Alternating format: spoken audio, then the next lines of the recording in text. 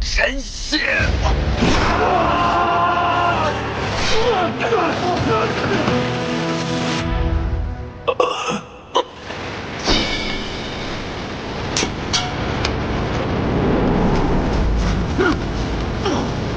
师兄！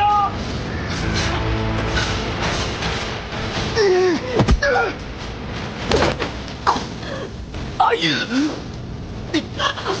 公子。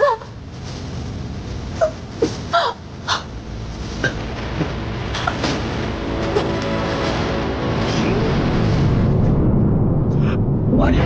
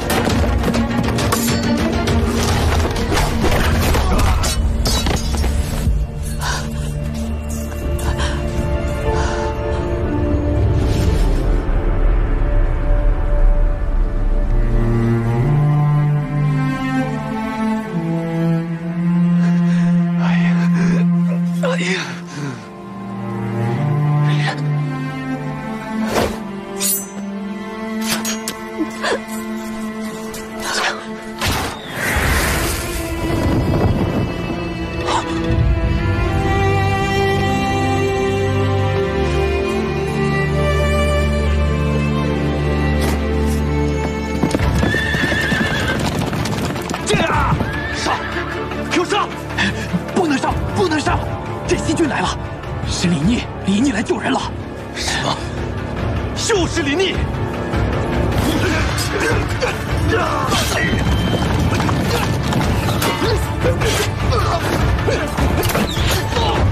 公子，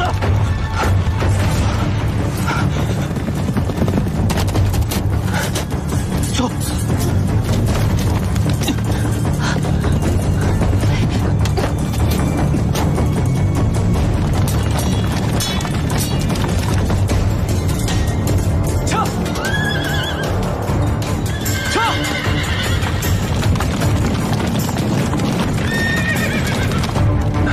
眼睁睁地看着崔玲和何氏逃掉，镇西军可不是好招惹的。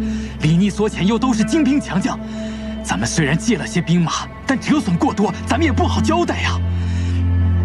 三郎，留得青山在，不怕没柴烧啊！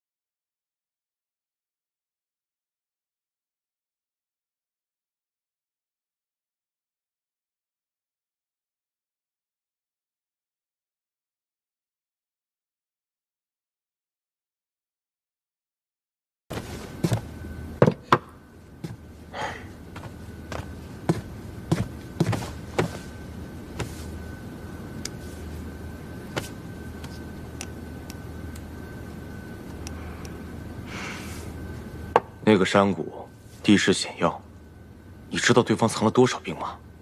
再说了，对方还带着重弩，你能全身而退，已经是上天对你最大的眷顾了。石七郎，君子不立于危墙之下。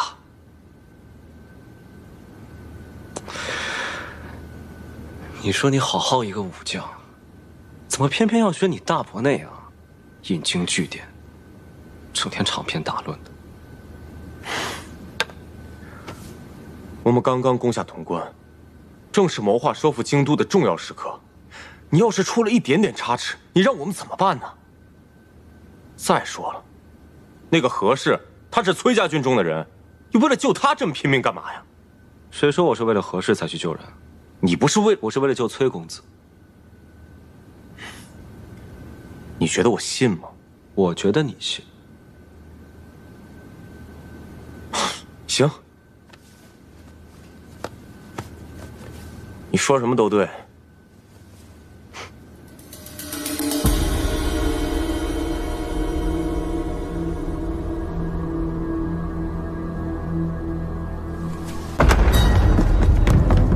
你们不是，你们谁呀？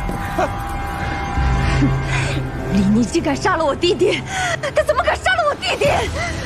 我现在就杀了你，给我弟弟偿命！夫人，你儿子竟然敢杀了我弟弟，我现在就杀了你！我们的人已及时拉住魏国夫人，太医也知道怎么说。娘娘放心。大都督到！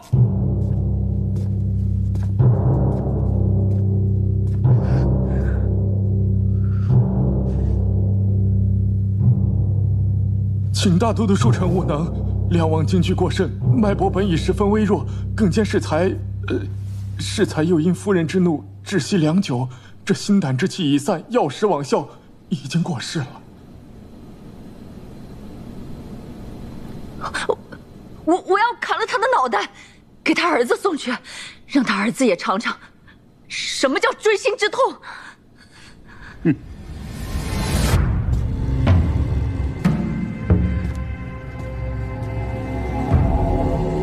此人死不足惜，封锁消息，将那骨灰烧化，挫骨扬灰，替郑国公报仇。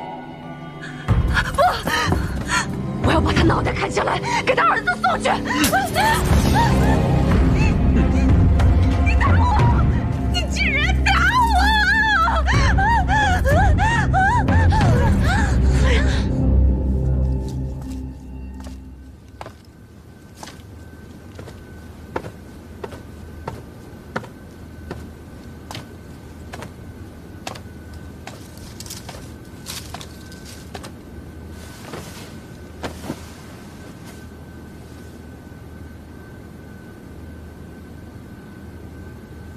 怎么了？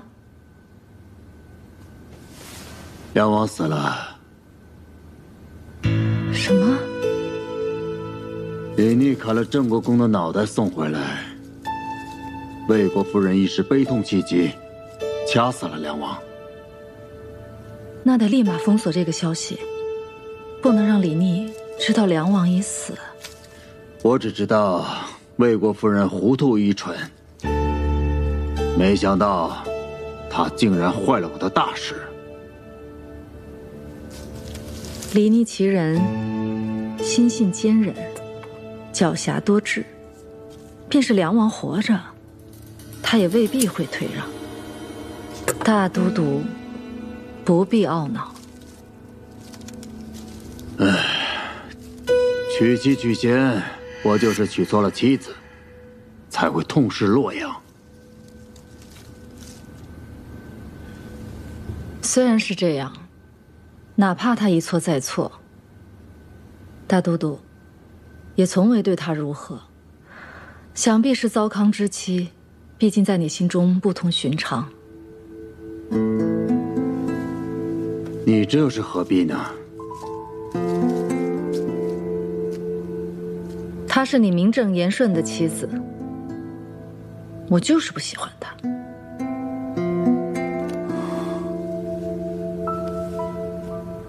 你明知道在我心里，我的妻子只有你。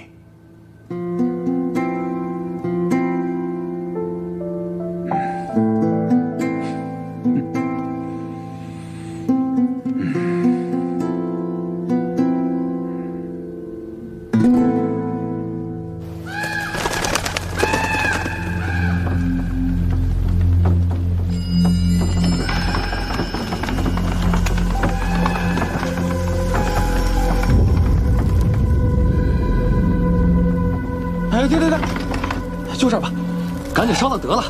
上头可吩咐了啊，要挫骨扬灰。是。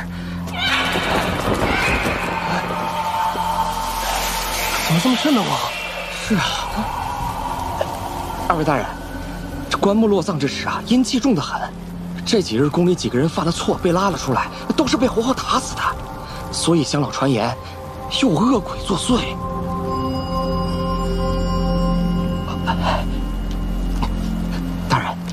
今天死的这个人啊，衣着华丽，身上有好几种绸衣，还有那靴子，一看就非常有钱。您看看这，与其烧掉，还不如卖给我们当钱呢。你们连死人的财都敢发，哎，怪不得总有人使银子，烧香的脑袋想领这份差事。哎，行吧，你们手脚麻利点啊。好嘞，上头说了，得让我们亲眼看到他烧成灰才行。二位请。快换，快换！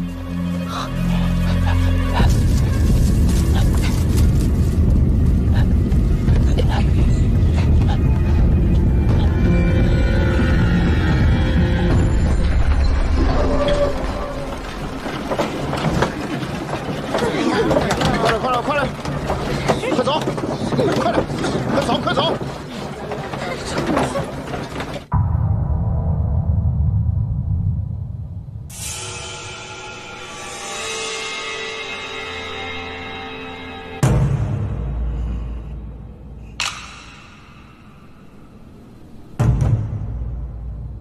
父王，父王，你身子好些了吗？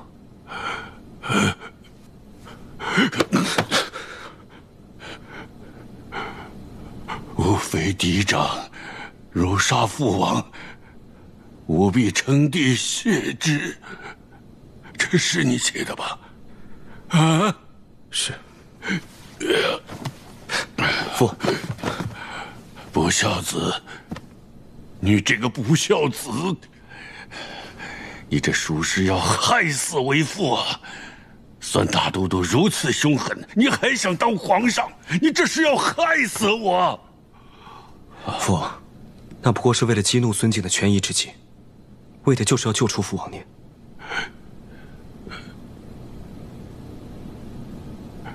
救出我？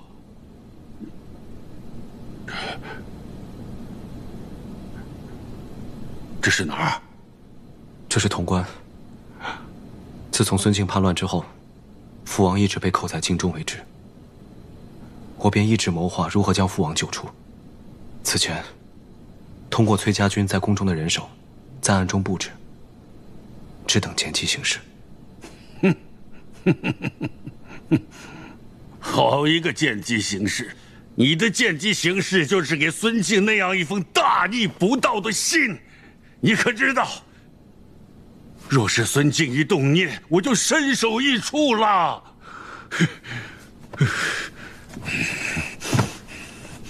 父王，我知道您看到信之后，定会勃然大怒。您向来身体不好，时常头昏，我想一气之下，您必然会昏倒。我命人用假死的药物，让父王假死骗过孙敬。等到入殓时，再李代桃僵，将父王救出。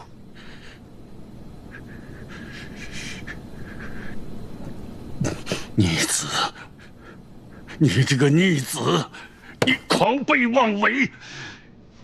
你这就是拿亲生父亲的命在做赌注，知道吗？儿子不敢。你还有什么不敢的？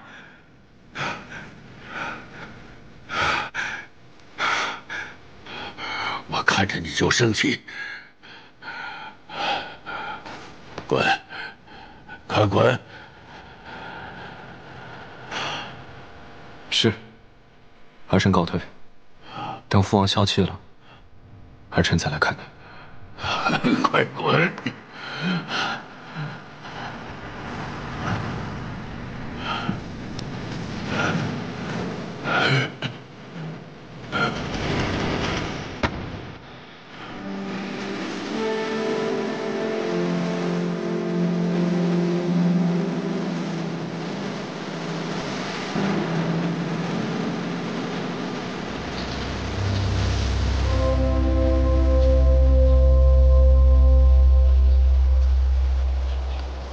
见过将军。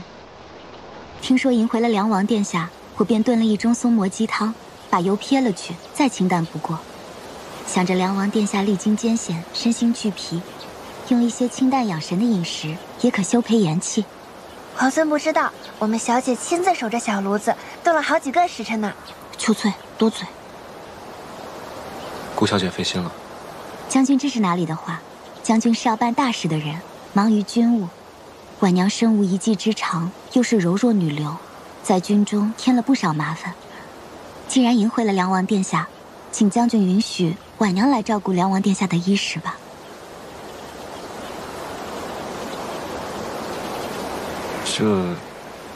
这不好劳烦顾小姐。如今父王刚被救出来，还有些心神不定，脾气也不太好。请将军不必顾虑，婉娘在家中也曾侍奉亲长，知道有恙在身，疾病苦楚，自然是会有些脾气的。请将军放心，婉娘一定能照顾好梁王殿下的。是啊，我们小姐可细心了，当时我们主公生病，都是她施及的。还请将军让婉娘略尽绵薄之力。那便有劳顾小姐了。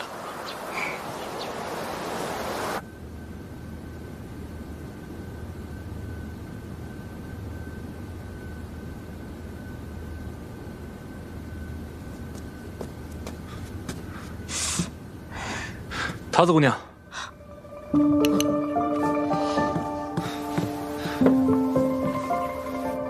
你伤好些了吗？啊，没什么大事，最多也就疼几天。哦，哎，饿了吧？吃点东西。哎，好。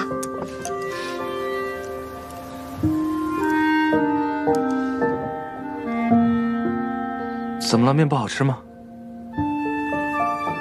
汤面哪有猪耳朵好吃吗？哈，你傻乐什么？没什么，没什么。面快凉了，你快吃吧。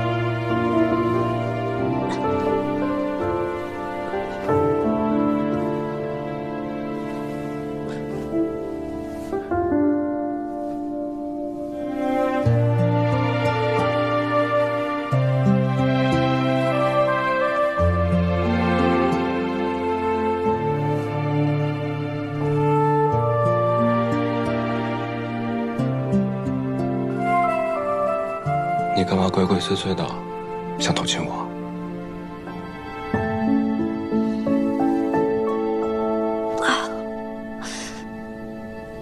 你有什么值得我偷亲的？哎，你这个人，是我救了你的命哎！你想想，我都救了你多少次了，你对救命恩人这么不客气的吗？皇孙放心，他日如果你有性命之忧，我一定是排除万难，披荆斩棘去救你。哼，得君一诺，敏感五内。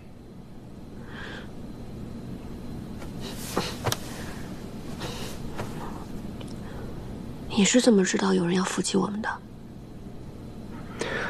我得知洛阳派出了一队轻骑兵，这队轻骑手持重弩，明显是要伏击截杀。我思来想去，忽然想到你们崔家军那个崔离，他曾经找裴元商量过，要伏击崔公子。我想那个崔离未必不会跟其他人联手，对崔公子下手。对，崔离，肯定是他。也不知道他用了什么法子，竟然能让洛阳的人借兵给他。崔离既然要杀崔公子，那必然得找一个人栽赃陷害，只为凶手。我近在潼关，又是镇西军主帅，不就是最好的人选？想必他也是用了这个法子，去说服我的兄长们借兵。你的兄长，他们竟会如此行事？他们糊涂愚蠢，自然容易被人利用。这世间事不外如是。崔离不也就是你们家公子的堂兄吗？不也一样兄弟戏强？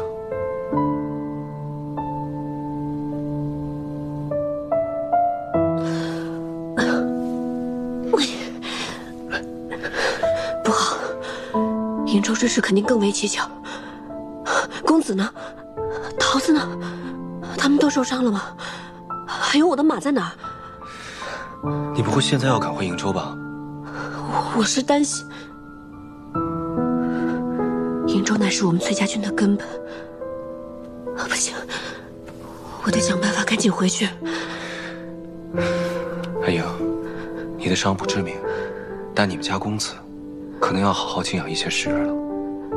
你如果执意要赶回去，我不拦你，但你要想清楚，你能不能撑到跟大军会合，还有没有余力去解救瀛州之事。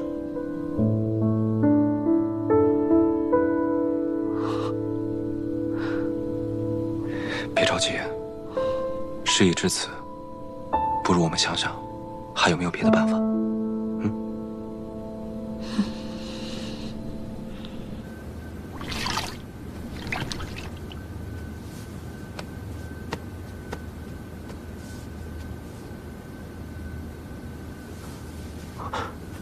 公子，公子，你醒了。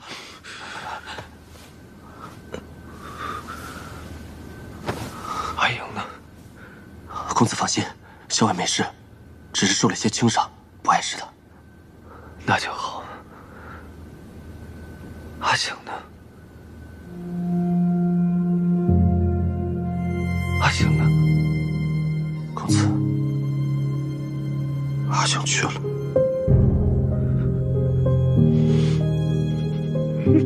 公子，你别难过，护卫公子是我们的职责。但是现在，阿醒不在了，阿醒真的不在了。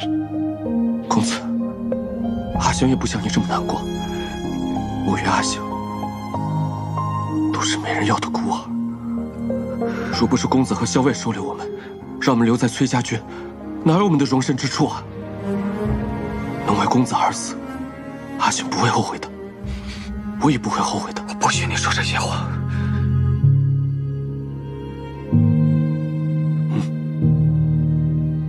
这是在什么地方？潼关，镇西军的军营，是李皇所。是他带我们回来的。李逆，公子，你先好好休养吧。刚才桃子给公子号过脉，镇西军里的医士也给公子看过了，都说公子伤势不轻，得好好静养。我不能待在这里。公子，事急从权，咱们得先养好了身体再做计较。此去瀛州还有千里之遥，若是公子不保重，那才是伤了根本，全盘皆失。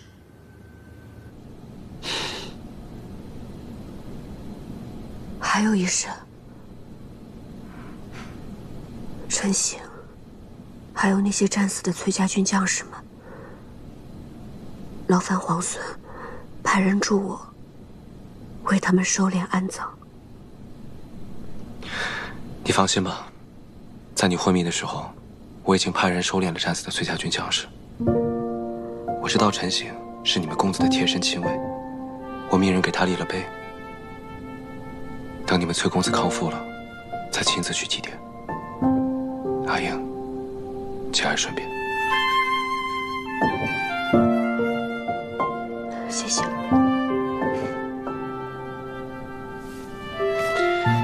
好了，既然醒了，就该吃药了。桃子千叮万嘱，让我千万盯着你吃药，免得伤口化脓。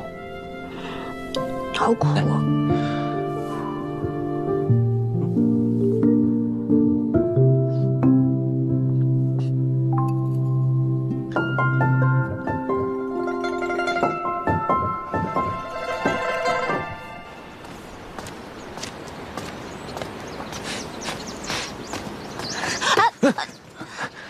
哎，桃子姑娘，我正想去找你呢。这么巧，我也正想去找你呢。你找我什么事儿？哦，这个是我给你找的上好止疼药，你把它涂在伤口上，这样你伤口就不会疼了。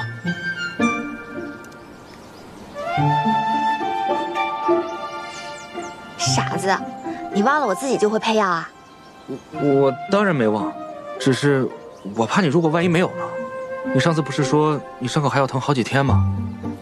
好，那我收下了，谢谢你啊。哦，你找我做什么？哦，我找你啊，是想让你帮我一个忙。你要我帮你什么忙？你尽管说，我一定帮。你们那儿有没有糖霜啊？若是有蜜糖的话，那就更好了。糖霜啊，我们这行军打仗的，厨房里怎么可能会有糖霜呢？蜜糖就更别说了。哎，你要糖霜做什么？我们家校尉从小吃了药以后啊，就不肯吃饭。这时候如果有糖霜的话，吃完药以后给他一盏糖水，他才能吃得下饭去。可是这附近也没有集市，无处去买啊。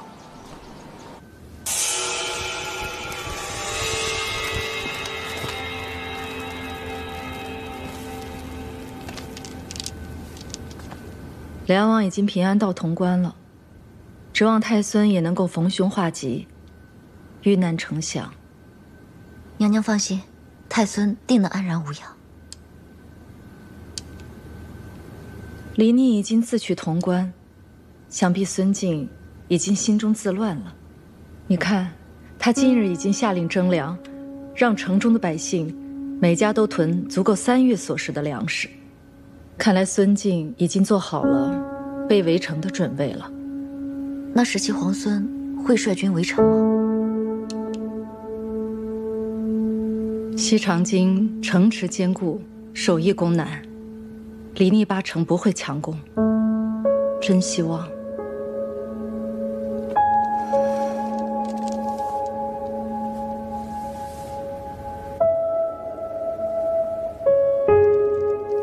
在孙敬召回征百越大军之前，李逆就能光复西长京。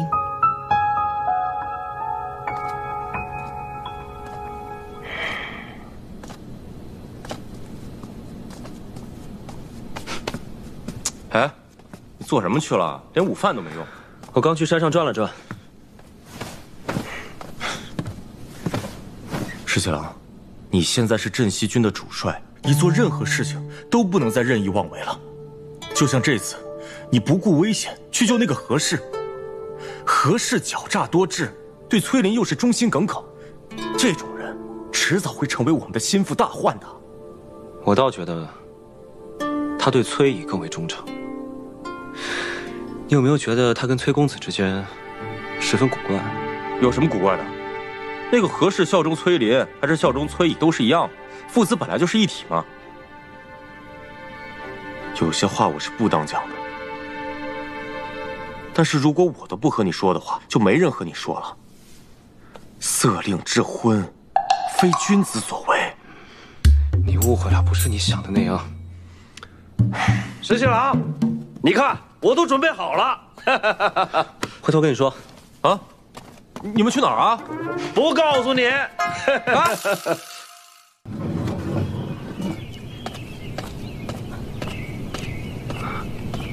公子。哎呀，慢点。哎呀，你的伤势如何了？公子放心，我没事，只是皮外伤而已。倒是你，伤势颇重。来，先把药喝了，快喝。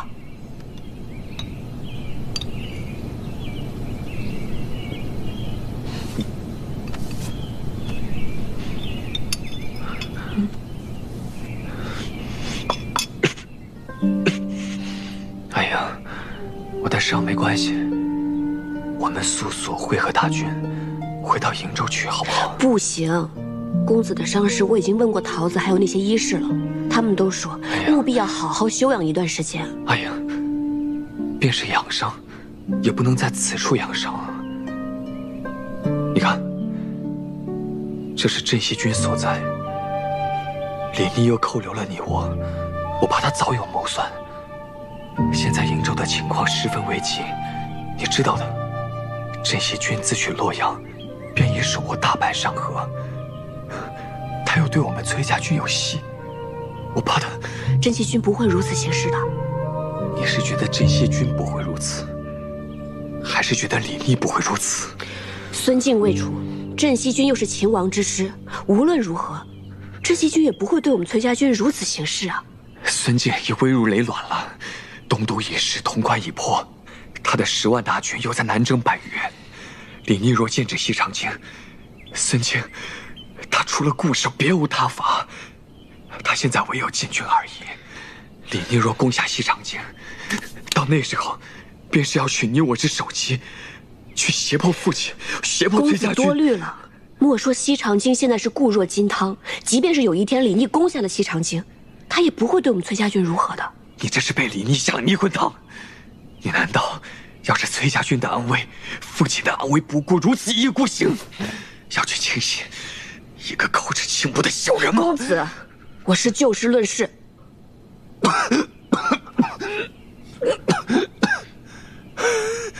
公子伤势未愈，还是静心休养为上。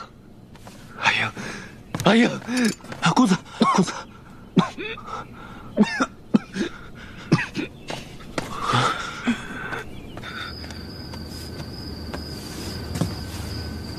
小伟，虽然这秘制的伤药极佳，但你这伤口还是得留意，千万要忌口，不然你会留疤的。好了，知道了。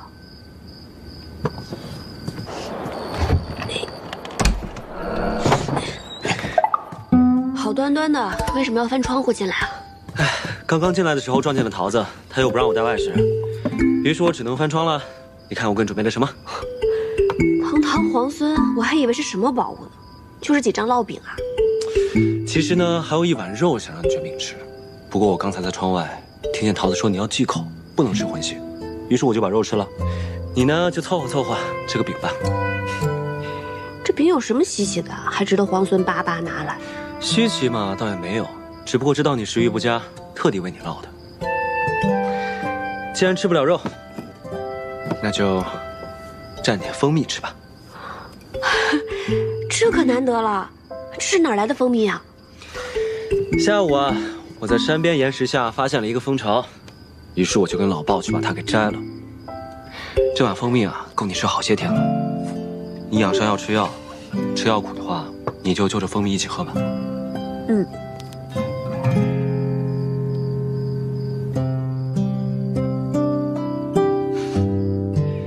对了，我有件事情想问你。什么事啊？我一定知无不言，言无不尽。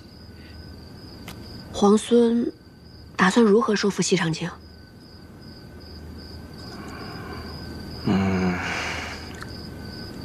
如果我告诉你，我一筹莫展，你信不信啊？我信啊，换作是我也会一筹莫展。西长京乃国朝京都，太祖征10万民夫，修筑16年，固若金汤。孙敬，当世名将，曾经3城高跽，他守城的本事，可比咱们攻城厉害多了。何况攻城本来就比守城要难得多。而且，孙敬这个人冷酷凶残，几乎无懈可击。你说，我能不一筹莫展吗？现下他派大军征战百越，又派大队人马北上瀛州，其实他可用之兵并不多。那也有10万禁军，留着守城之用啊。禁军原本是天子亲将之事，可以动摇吗？当初就是禁军反了，要不然孙敬能凭一己之力颠覆朝纲，弑杀先帝，杀诸王吗？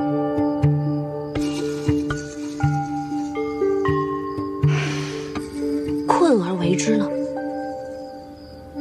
困而为之，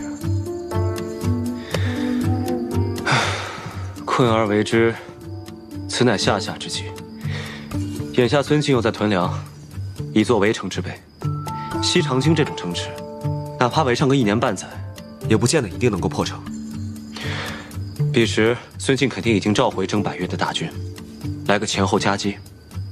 到时候就算我们联手，也未必能胜此一举。如果我有一个计策可以破城，那皇孙愿不愿意答应我一件事呢？你愿意留下与我共破西长京？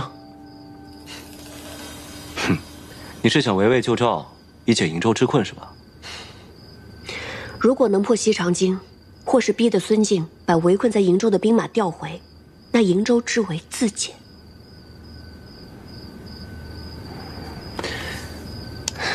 我答应你，就算你对我提1万件事，我都可以答应你。皇孙还真是唯见眼前之列。要是我不能破城，那你就什么都不能答应我了？那倒也不是，你若不能破城，我可以答应你9999件事，但你却要答应我1件事。什么事啊？现在还没有想好，等我想好了，你再答应我也不迟。怎么这么古怪的说法？我总觉得你在谋算些什么。你放心，我不会让何校为你为难的。那我这件事也不会让你为难。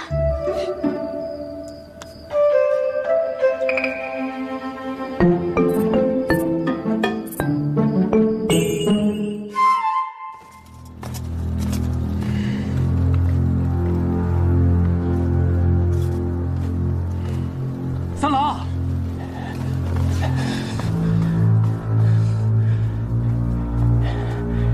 事后探讨了，崔林与何氏被李逆所救之后，正在潼关休养。好不容易伪造了伯父病倒的密函，还将崔林、何氏2人骗出中军，想一举击杀。谁知道冒出来个李逆，现在2人龟缩于潼关，我们是一点办法也没有。好你个李逆，就管好事！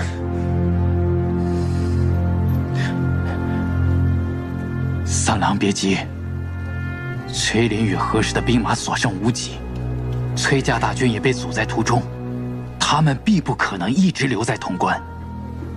只要我们耐心等待，总能寻得机会再下手。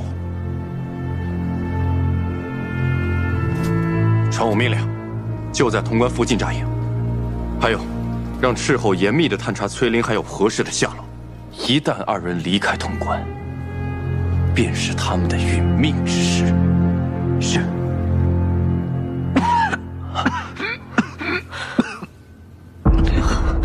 公子，公子，公子，你倒不如哪怕他把我杀了。你听我说，如果能和镇西军一起携手破城，那瀛州之围立时便解啊！镇西军不可轻心，况且西长京，一旦有人知晓你的身份，那是何等凶险的事！公子，孙敬他素为当世奸雄，但他孤傲自大，他绝想不到我和李逆敢独自潜入西长京的。那也不可，万一……如果西长京事起，那瀛州之围必解。如果这是一局真龙，那这一步棋才是棋眼。你什么都别说了，我不会让你去的。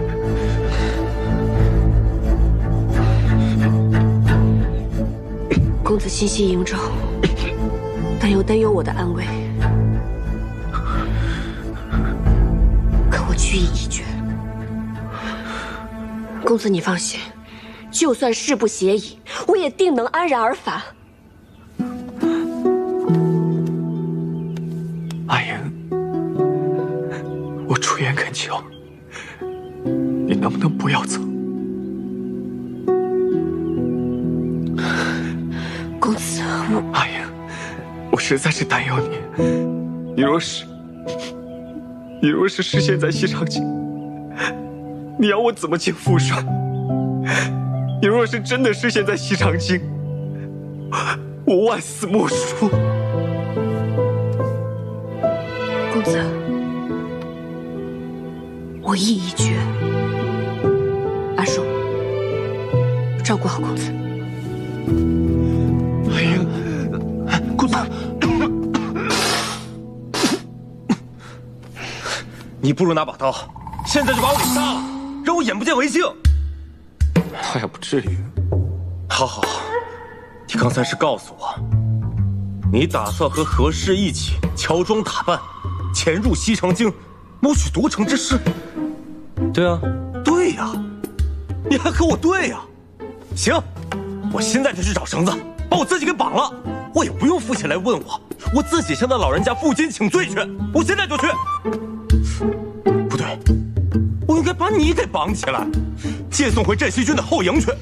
到了父亲那里，你就算是要翻天，也不关我的事了。裴大将军的后营距此千里之遥，只要你不说，他就不会知道。着什么急啊？石七郎，你自己好好想想，你现在是镇西军的主帅，你和何氏两个人赤手空拳就要去闯西长京，要是被孙敬的人发现了呢，那就是狼入虎口，你有去无回的。谁说只有我跟他两个人？我还打算带上老鲍，还有长耳。谁说我们赤手空拳？我们必然会携带兵刃啊！你别给我讲这些，反正我不准训去。你若不放心，便同我们一起。我更不能去了。对，你不能去。潼关这里需要你守着，你就在这待着，等我好消息。哎，行。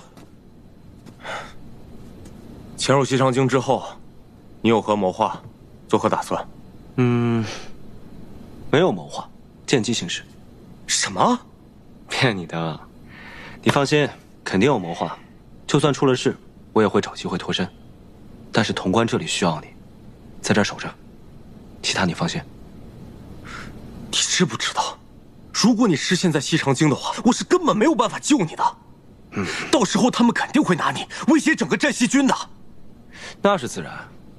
你放心，万一我真的被孙敬抓到了，我都替你想好了。就说你早有不臣之心，若是杀了我，你裴某必称帝以谢之。我保证，孙敬一定会气死。孙敬没被你气死，我已经被你气死了。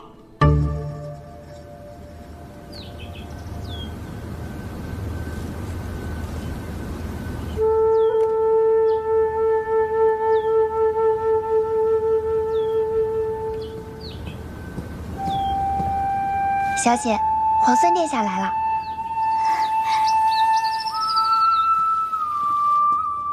见过皇孙。顾小姐客气了。秋翠，快倒茶。顾小姐，此番前来有一件事情想要拜托顾小姐。皇孙客气了，如有所命，无所不从。顾相身在京中，我想请顾小姐赐我一信物，我想遣人入京，与顾相商谈收复西长京里应外合之事。若无信物，恐怕难以取信顾相。皇孙既要遣人入京，想必是心腹之人。既然如此，也不需什么信物了。婉娘愿亲身前往。不可，去见顾相已是无奈之举，不能再让顾小姐涉险。皇孙匡扶天下，如今收复西长京，匹夫有责。婉娘虽为一介女流，也愿为天下大业略尽绵薄之力。家父忠于国朝，苦孙贼久矣。不论皇孙有何谋划，家父定会倾力相助。潜入西长京，一旦被识破，便会危险重重。皇孙想必会让谢大哥、鲍大哥诸人入京，他们都是久经沙场、机智勇猛之人。婉娘扮作家眷，料来无妨。便是万一出了纰漏，婉娘定会自裁，绝不连累众人。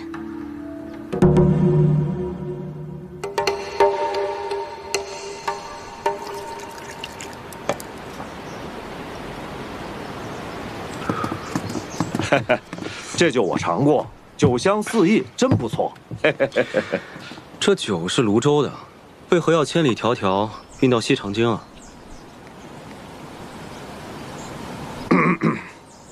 我家主任在京中有一酒肆，这2年生意不好，主任年纪大了，被命邵主任亲自押酒到京中来，顺便往酒肆盘账。我家邵夫人梁家园在京中，此番跟着到京中来，回娘家探望长辈。哎，石七郎，这此前计划的好好的，只有何校尉一人扮作女眷，现在突然多了一个顾小姐，那我该怎么说呀？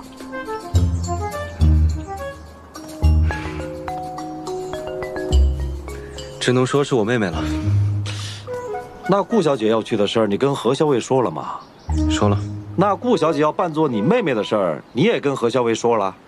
说了。那何校尉没说点别的？他倒是说扮作他妹妹也可以，只不过我觉得扮成谁的妹妹不都一样吗？还真不一样。你呀，赶紧让顾小姐扮作何校尉的妹妹吧。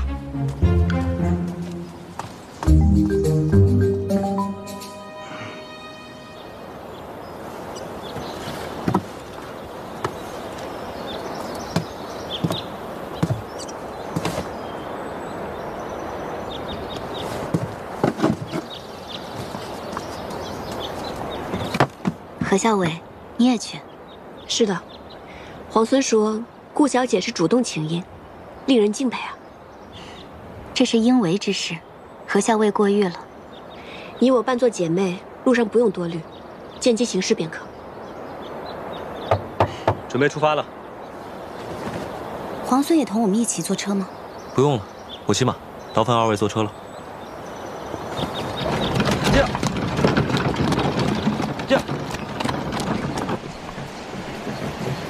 阿娘，咱们的粮终于够征粮和屯粮了，不然还不知道被军爷怎么为难呢。幸好啊，把你说给了徐家三郎。这城里一下令屯粮啊，徐娘子立刻派人捎信儿过来，说给咱们准备了粮食，还说呀，要不是徐三郎去途州犯部了，怕是要让三郎把粮食给咱们送进城呢。徐娘子啊，对你这么上心，将来定是位疼你的婆母。阿娘。哎呦，七娘，有军士过来了。徐娘子说，孙大都督派的人到处抢粮食，怎么办啊？这怎么征啊？往哪藏？拿娘的衣服。哎，哥几个，前面有人！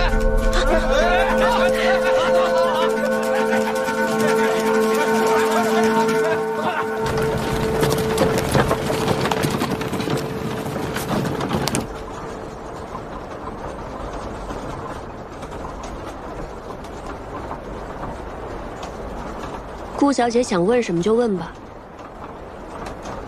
你袖中剑上淬了毒吗？有毒，但也有解药。婉娘只是好奇，何校尉身为女郎，在军中自然有诸多不便，可是英气勃勃、从容洒脱，是如何做到的？一个人本身是什么样子，遮掩是遮掩不住的。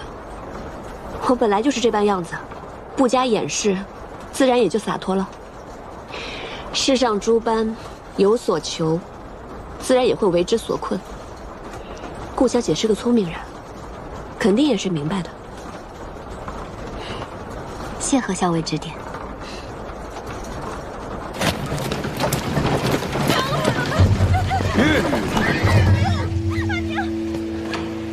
怎么了？前方李许，有人在喊救命！求求你们了，阿娘！阿娘，你醒一醒！阿娘！臭娘们儿！为了几袋破粮食，你敢咬我？今天不把你剁成几块喂狼，难解我心头之恨！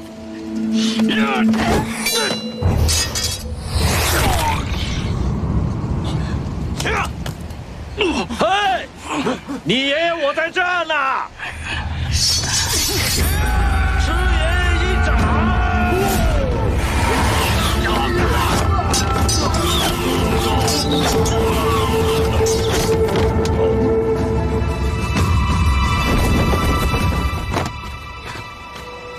阿娘，你醒醒！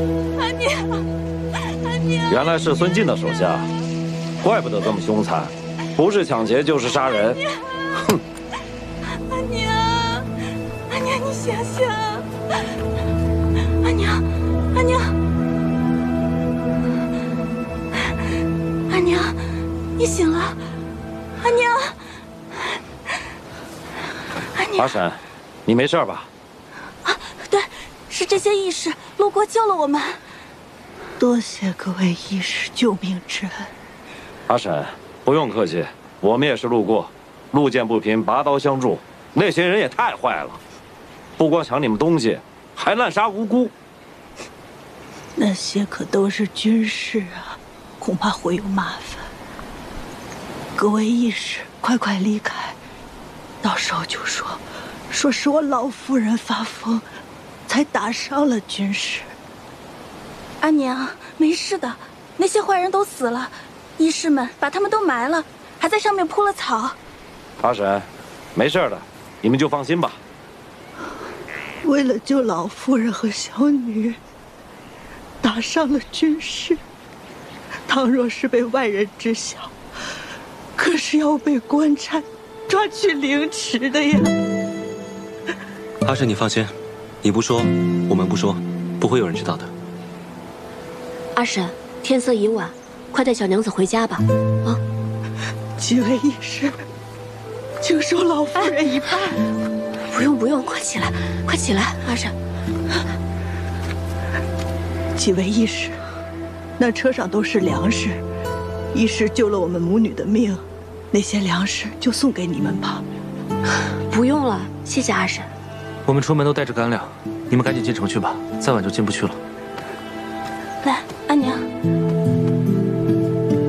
那就多谢各位义士救命之恩，多谢义士。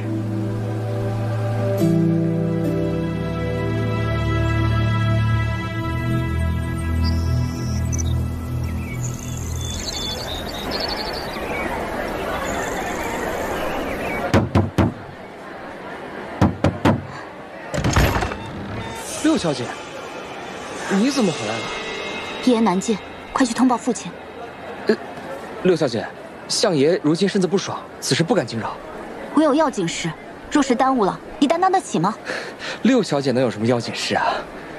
我去并州替父亲祭祖，匆匆赶回来，一定是有要紧之事。你一个奴仆将我阻在门外，不予通报，按照家规敷衍色泽，蔑视主人，你该当何罪？这六小姐从前都是个闷瓢葫芦，今天怎么突然厉害起来？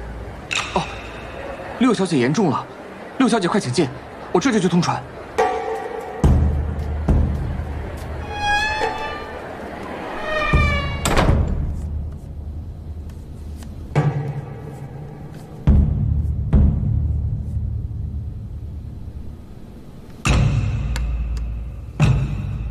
你是说，17皇孙遣了得力之人，希望能见我一面？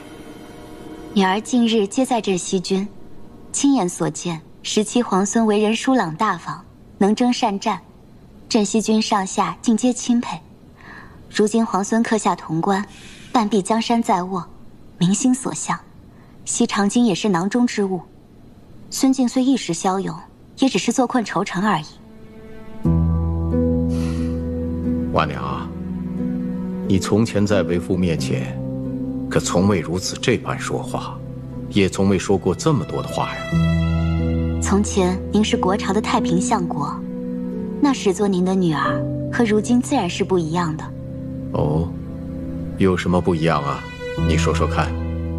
做太平相国的女儿，只要遵从父母，孝敬亲长，爱护手足，平时针指、赏花玩月，听取吟诗即可。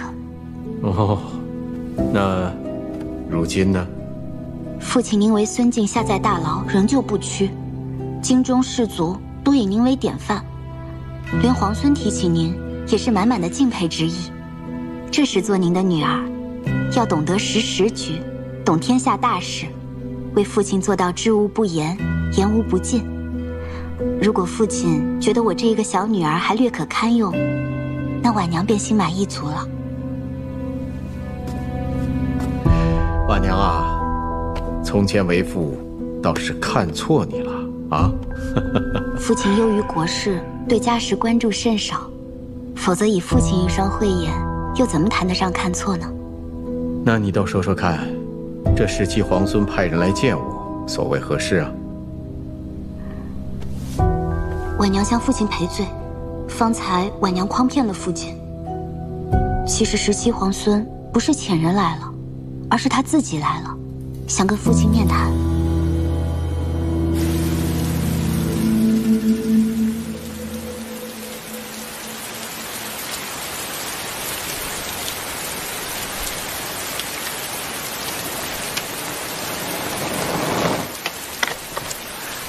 顾小姐，见过皇孙。顾小姐客气了，约我到此，可是顾相答应相见？是，婉娘回家后向父亲说明了，皇孙已经进城，父亲十分欣喜，只想立刻亲身来见皇孙。可是父亲出狱后，孙敬一直派人严密监视，父亲虽偶能出府，可也时时有眼线跟随，府中更不知道安插有多少眼线。婉娘今日假作出城进香，特意相邀皇孙，还请皇孙想想法子，怎么能让父亲摆脱眼线，与皇孙见上一见。顾小姐请放心，这是自然，我回去好好琢磨一个法子，必然不会令孙敬的眼线起疑。多谢皇孙。顾小姐客气了，应该是我多谢顾小姐。皇孙进城以来，可还安然无虞？我等皆是久经沙场，这京中虽然危机四伏，但不算险恶。那婉娘就放心了。婉娘还有一事相求。请说。婉娘今日是假作来进香的，听说青云观神树灵验，折一枝回去浸泡沐浴，便可去除百病。若不折一枝回去，只怕府里眼线生疑。可否烦请皇孙陪我去折一枝呢？那是自然。多谢皇孙。都说心诚则灵，折神树树枝之前，一定要虔诚许愿，愿心上所念之人平安健康。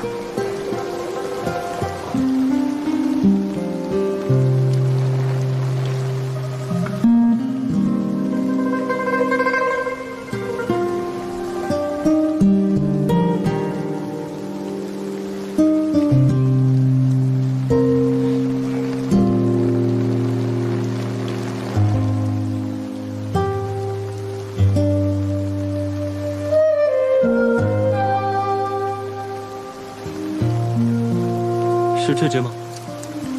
还是旁边那只吧。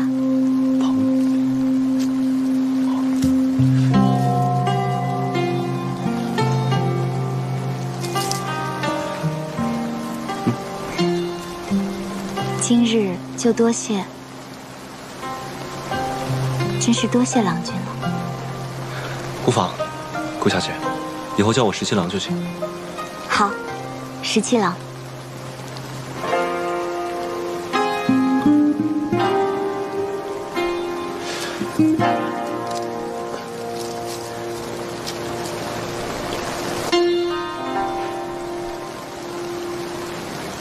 17郎，神树虽灵，但今日折了，今日就要泡水沐浴。你若是想拿回去送给梁王殿下，恐怕有点来不及呢。我想送的人就在这城里。都说这城外青云观的神树很灵，我一看，原来就是平婆树，枝叶确实可以镇痛驱毒。啊，我已经吩咐了店家，给你准备了1大桶热水，待会儿用它浸泡沐浴，对你的剑伤有好处。你去城外了？顾婉娘约我在青云观相见，说顾相现在可以出府，但不能出城，而且府里府外遍布眼线，他现在每出门都会被人尾随，所以我们要相见的话，就一定要想好办法。我倒是想到了一个好办法。这么快就有好法子了？那不得很快想出一个法子，好报你这折枝之恩啊！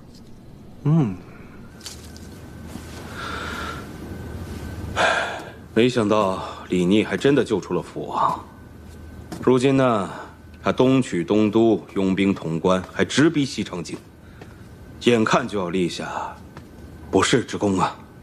眼下虽然我们失了先机，但有一个法子，可以扭转劣势。说来听听。大哥，父王作为先帝仅剩的血脉，又是王爵之尊，若是由父王继承大统的话，那是再名正言顺不过了。若是父王在东都登基称帝的话，国朝不是没有先例啊。谁拥立了父王，何时拥立了父王，那可远比什么攻占潼关、收复西长京重要的多呀！这是拥立之功。大哥，你是长子，父王一旦登基的话，你就是1等1的功臣，这东宫之位舍你其谁？再者，李逆手握重兵，屡屡立下了战功，但一旦父王登基了，他这战功就成了朝中大忌。二弟，你一番话，真令我茅塞顿开呀！只不过现在父王身在潼关，那个李逆又满腹诡计。那如果李逆不让父王移驾到洛阳，那又如何是好啊？此事还要劳烦兄长亲自前往潼关迎请父王。父王最是爱重大哥了，大哥若是亲自前去的话，父王定然欣然应允。李逆要是阻拦的话，那他就是不忠不孝。有理啊，此话有理。哼，你放心，日后我一定会提醒父王，封你为亲王。大哥，眼下当务之急是迎请父王回来，不日登基。至于分封之事，不急于一时。我知道大哥是好意，只是就怕旁人嫉恨于我，反令大哥为难。还是二弟你懂事啊。见过嫂嫂。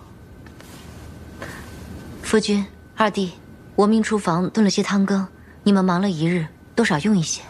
谢过嫂嫂，天色已晚，就不打扰哥哥嫂嫂了。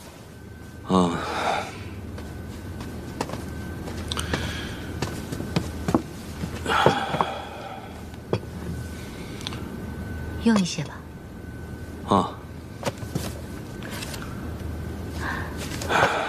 今晚二弟和你聊了许久，是不是出什么事了？没有什么，你不必多虑了。要是三弟在此处就好了，你们兄弟3人能够彼此扶持，有事啊也可以有商有量的。你这3弟长3弟短的，你把他当亲弟弟，他可未必是这么想的。其实三弟的心里一直很敬重你的，这否则也不可能让出洛阳。他那是心甘情愿让出洛阳吗？他是为了抢潼关攻西长京而已。你看他表面上一副谦恭的样子，实则呢是在处处抢占战功。你就是刚嫁过来的时候帮衬照顾了他几日而已，千万别受蒙蔽呀。好了好了，你先回去吧，我还有事情要做。回去吧。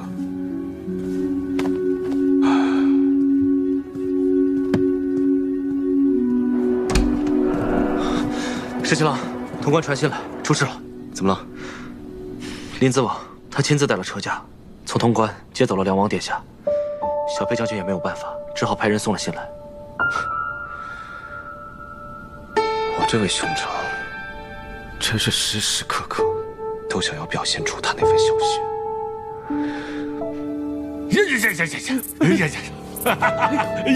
赢了！威猛大将军！哎，林次母说了，这区就是100年一见呐！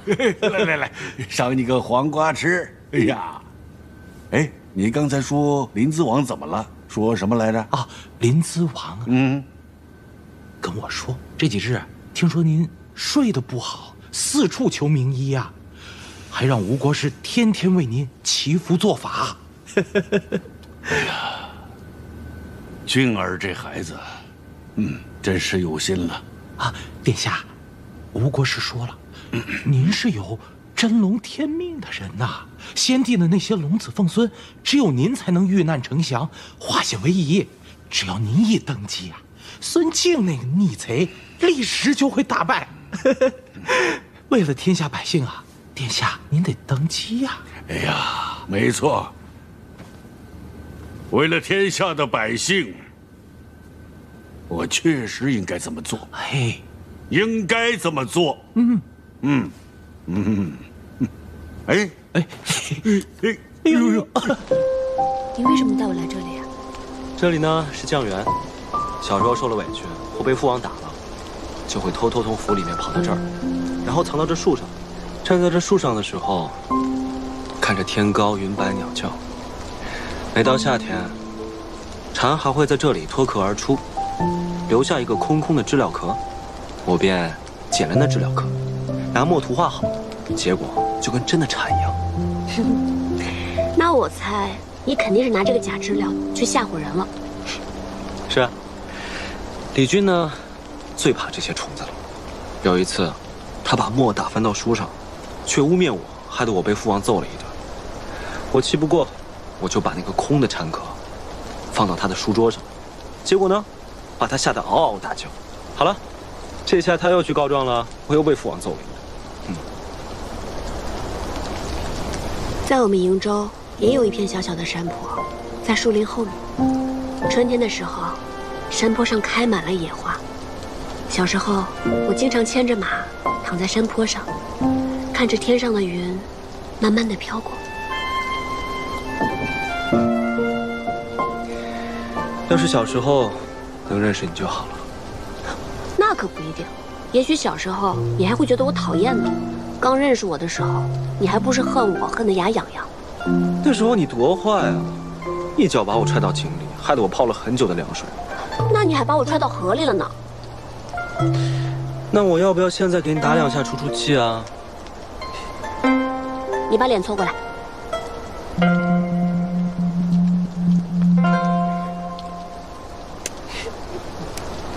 说好打不能弹的。为什么只能打不能弹？我不管，你弹了我就要弹回来。哎，你看，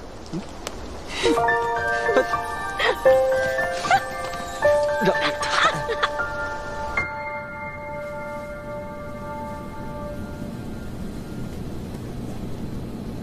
小姐，小姐，翠翠，小姐，我可算是见到你了。你怎么回来了？我不是让你留在潼关照顾梁王殿下吗？梁王殿下被接到洛阳去了，说是什么林什么我，就是梁王殿下的儿子，亲自带了兵马到潼关来接的。林淄王啊，林淄王把梁王殿下接走了。就是林淄王。只怕这风浪又起。凭他什么风浪？小姐，你都已经回家啦。呀，这个香炉可真精致。那是父亲派人送来的。老爷对小姐这么好，那府中就再没人敢轻视小姐了。对于父亲而言，一个有用的女儿才是好女儿。咱们与顾相生议定了，明日便让顾小姐陪顾相出府。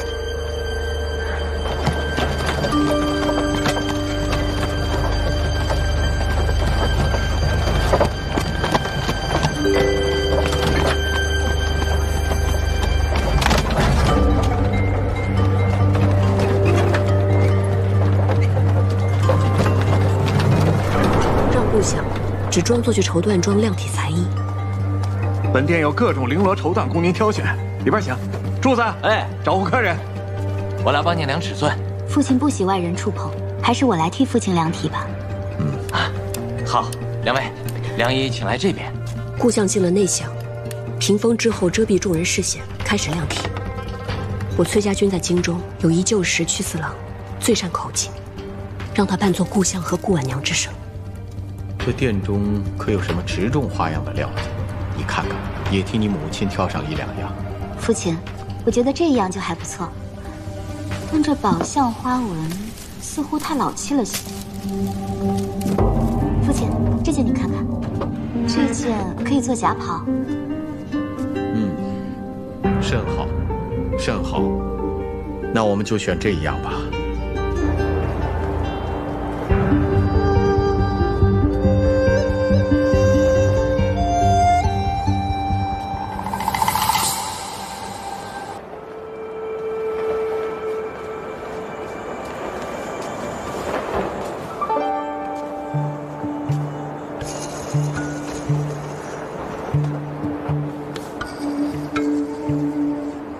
故乡高义，风骨铮铮，李时期十分倾慕。今日得见，幸甚。十七郎客气了，早就听闻军中传说，说十七郎少年俊彦，今日一见，果然是名不虚传。不知十七郎冒险入京，所为何事？孙敬颠覆社稷，作乱朝纲，天下苦孙贼久矣。今日请见故乡，就是希望故乡能够联络京中忠于国朝的旧臣士族，与我镇西军里应外合，收复西长京。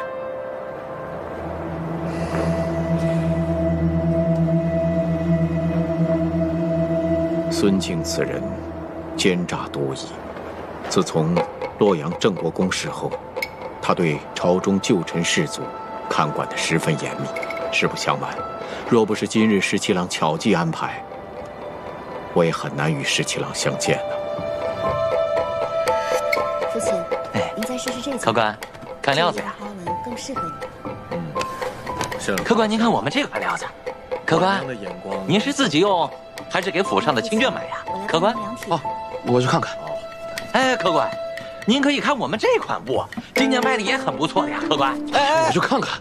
攻城乃是军事，只要城中旧臣士族心向国朝，暗中相助即可。届时大军入城缓慢，若城中无人接应，只怕大军入城后反倒大乱。所以要紧街坊各处思局，还要倚仗城中士族，否则民生要害皆尽毁，必失民心。此事自然是可以暗中策应的。城中的仓廪、油坊、水井、渠闸等诸多要害之处，皆在街坊之内。士族大家各自有私兵护卫，到了那时，必定会先行守护周全。多谢故乡。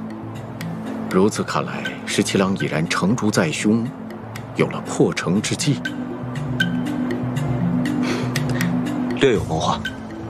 这种事情十分机密，多一个人知道便多一份风险。十七郎也不必与我说，到时候我自会照着十七郎的安排，完成十七郎所托付之事便好。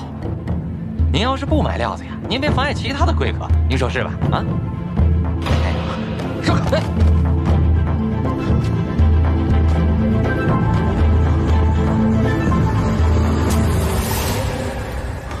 哪来的仙人？这件倒还合身啊。父亲，干什么呢你？对不住，对不住，二位客官，一时不察，让这破壁无赖闯了进来。走，走，走。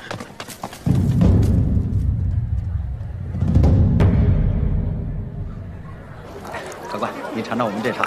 今日能与故乡相见，也算是有惊无险。我家茶呀，还得多谢你那个继子。能得十七郎一个谢字，也算我不虚此行。清凉爽口的杨梅茶嘞，公子小姐来一壶。还记得我们那日在茅屋下与下饮茶做饭吗？当然记得了。若这一次能够收复西长京，诛杀孙敬，到那时候，我们就一起驰马乐游原。只怕到了那个时候，皇孙殿下政务繁忙，有别的要事，早都忘了跟我还有乐游原之约了。不可能，再忙再累，我都不会忘记你，更不会忘记与你的乐游原之约。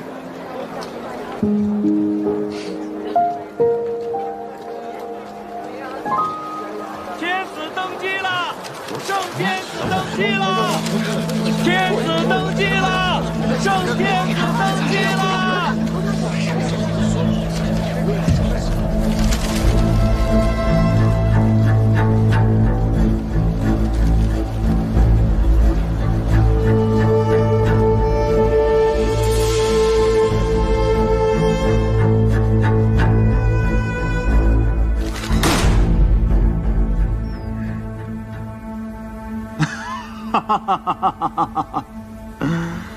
哎呀，这新闻写得不错呀，尤其是骂我那段儿，孙贼不死，苍生何辜啊！大都督恕罪。恕什么罪呀？我看好得很呢。这等森严的宫禁，竟然能把一个死了的梁王偷偷弄出宫，然后死而复生，还能在东都登基称帝。这等通天的本事，这鬼神不知的手段，我不知道今晚睡着了以后，明日会不会丢了首级。大大都督恕罪，大都督恕罪。哼，那些可疑的人不需要讯问，统统都杀了。还有那些冥顽不灵的前朝旧臣，也派兵把他们接到宫里来，免得他们蠢蠢欲动。是，大都督，要不要闭九城，禁止百姓出入，好好搜一搜？既然派人到西长京散发檄文揭帖，自然是想扰乱民心，何必要重他们奸计呢？李逆大军逼近，一旦逼城，百姓就显乱了，于战事不利。大都督所虑甚是。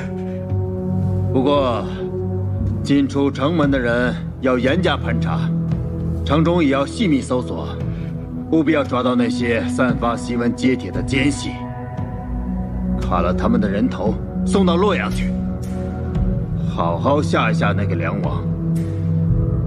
哼，梁王这个老头胆小，若是真被我吓死了，那可就成了天大的笑话了。是。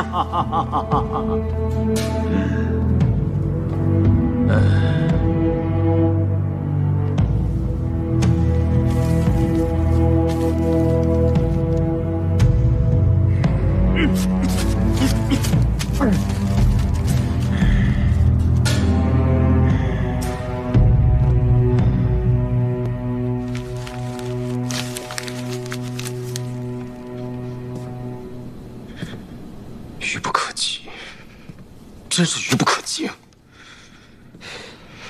此时临淄王和会稽王拥立梁王登基，确实不是时候。我本以为他们好心迎回父王，是想给他压压惊，无非是邀功之举，但我没想到，他们竟在此时拥立父王在洛阳登基，还昭告天下，真是愚蠢。石七郎，情况不妙，孙敬的兵马正在到处搜捕散发檄文揭帖的人。还有，我刚刚回来的时候，听见里长派人跟店铺掌柜说，所有住店的客人都要仔细查验勘核，就算有店铺作保也不行。看来这个地方咱们住不了多久了。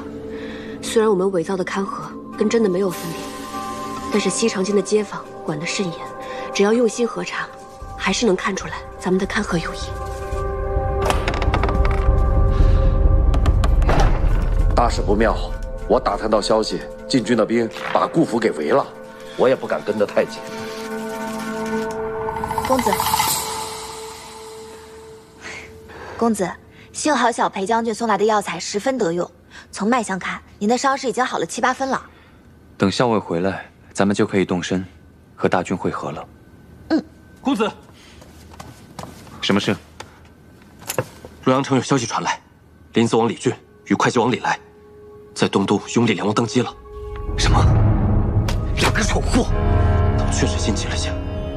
桃子，出发前我特意叮嘱过校尉，让他务必一路上都要留下记号。你快快入京，告诉他要即刻出城。我只怕孙敬知道后会震怒。如果闭城大锁，我担心校尉会有危险。是，我即刻动身。阿叔，你赶紧去联络我们的大军，告诉他们要即刻拔营往南。如果校尉不能出城，我会拼尽所有也要救出他。是。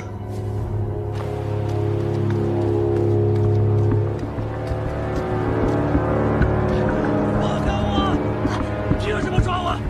放开！放开我！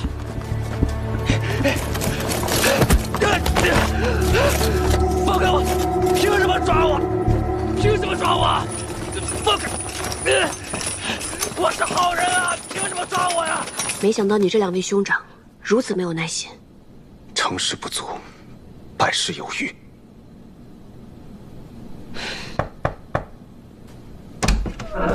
石七郎，顾小姐来了，请坐。深夜乔装冒险到此，出了何事？竟有时宫里突然来人，说大都督传谕，要我父亲进宫去。父亲虽然不情愿，可是又怕连累家人，只好被押了进去。到了夜里，我就乔装成下人，偷偷溜出来，给你们报信。顾小姐辛苦了，不知顾相现在还未如何？我也不知，但想当初孙敬没有杀我父亲，想必现在也不会立刻动手。是，顾强声望极高，孙敬不会轻易杀他。顾小姐，你也别太担心。你们快走吧，我在来的路上看到好多兵马搜捕，若是发现了皇孙，那就糟糕了。我们顾家有庄田，皇孙若是需要的话，可以先去避一避。放心吧，我们自有安排。倒是顾小姐，今日不要再冒险出来了。耳朵，送顾小姐回去。是，顾小姐，请。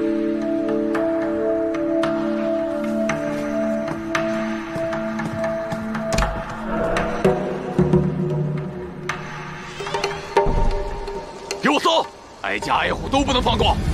帮你拿着，我看看。来，你知道你，拿着，都是你的。怎么样？一枚的。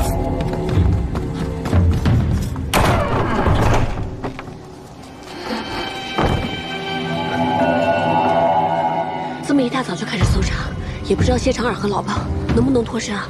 肯定可以。再说了，他们还要桃子结营，等一会儿就过来跟我们会合。我要见识见识这姑娘身上有什么可疑之物。小娘子，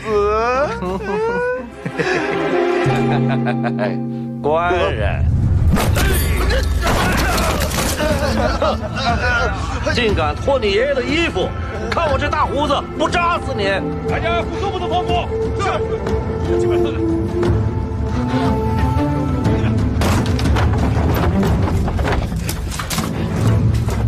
进来看看。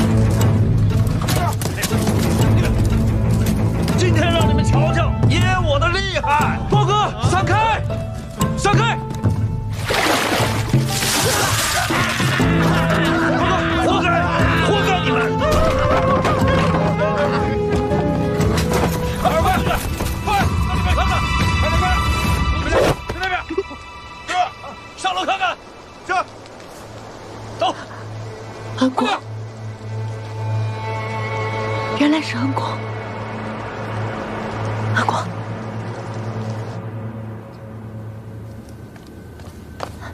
娘娘，打听到消息了。自梁王登基之后，大都督震怒，不仅在京中加紧盘查，还招来了好些旧臣，不允许他们出宫，怕跟梁王有所勾结。派去给韩将军送信的人回来了吗？传讯回来，说暂时还没有韩将军的消息。不过见到韩将军身边亲卫的尸首，想必韩将军已经携太孙暂时逃脱了。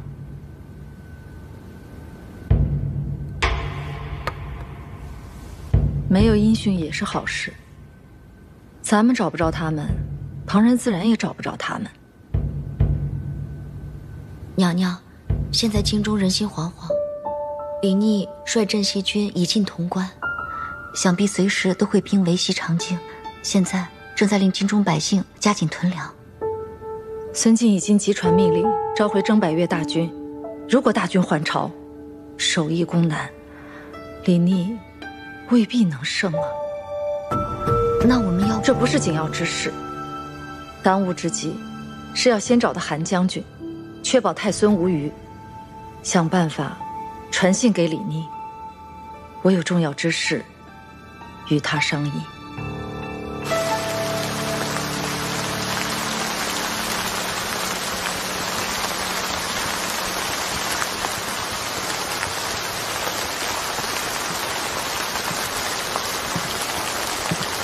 今日若不是韩将军舍身救我，我又死了一回。殿下不必如此，这是臣之本分。孙敬的暗卫铁骑追杀得这么紧，可能是秦王兵马大胜，孙贼最后的垂死挣扎，丧心病狂而已。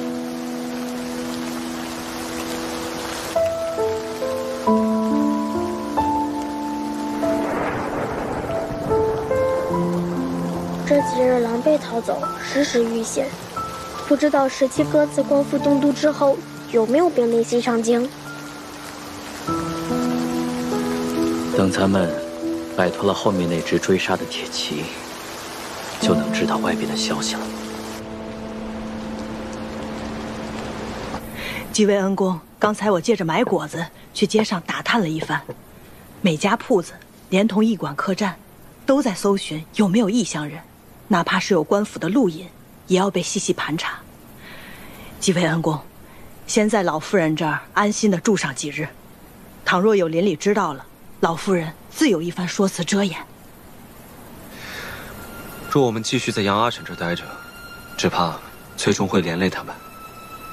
还是等天黑了，我们悄悄翻墙溜出去吧。陶德传回信来，说盘查甚严，但幸好已经找到了校尉，目前落脚之处也暂且平安。只是城中正在逐街逐房、挨家挨户的让李正清查，只担忧时间一久，暴露行藏。不过校尉机智，想必能想到法子脱身出城的。城里的暗桩，是否能联络到宫里的人？还可以。那再等一等，等校尉出城。是。我们的大军准备得怎么样了？不日就到达潼关了。好，我会先去拜望裴元，说如今皇孙和校尉身陷险境，我们崔家大军可以前去支援，要先请小裴将军将我们的大军放入潼关。你去传信，告诉他们好好准备。是。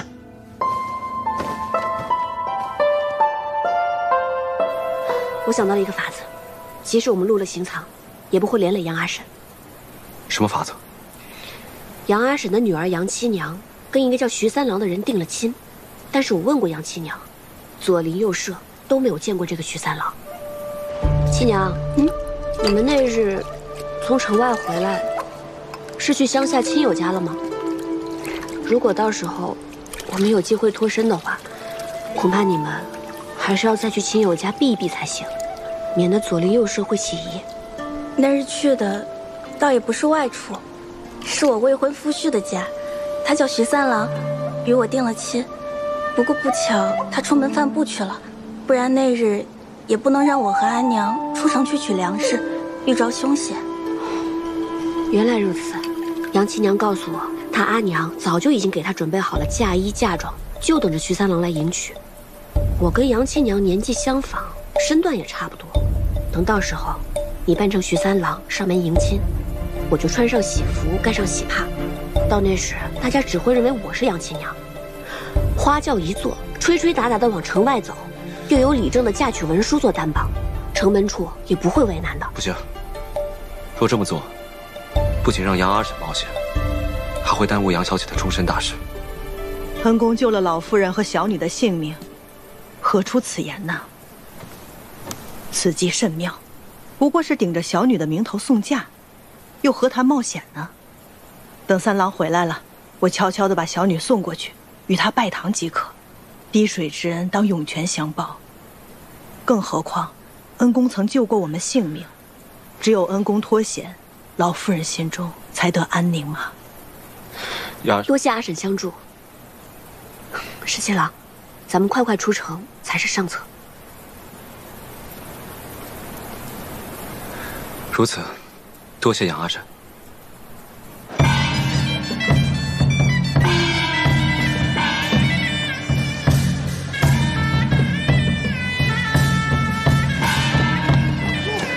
停停！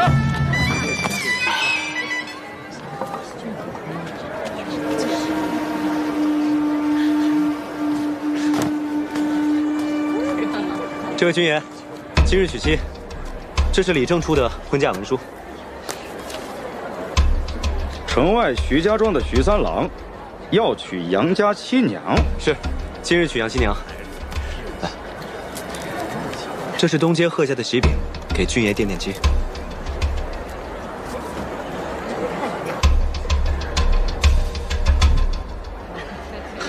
都说贺家的饼好吃，那我就不耽误你们粮食了。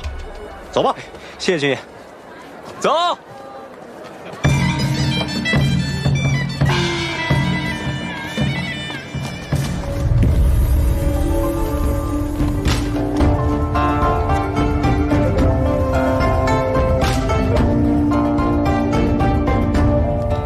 皇孙这次虽然拿了人家的衣裳，却把刚才那身喜服放在了人家院子里。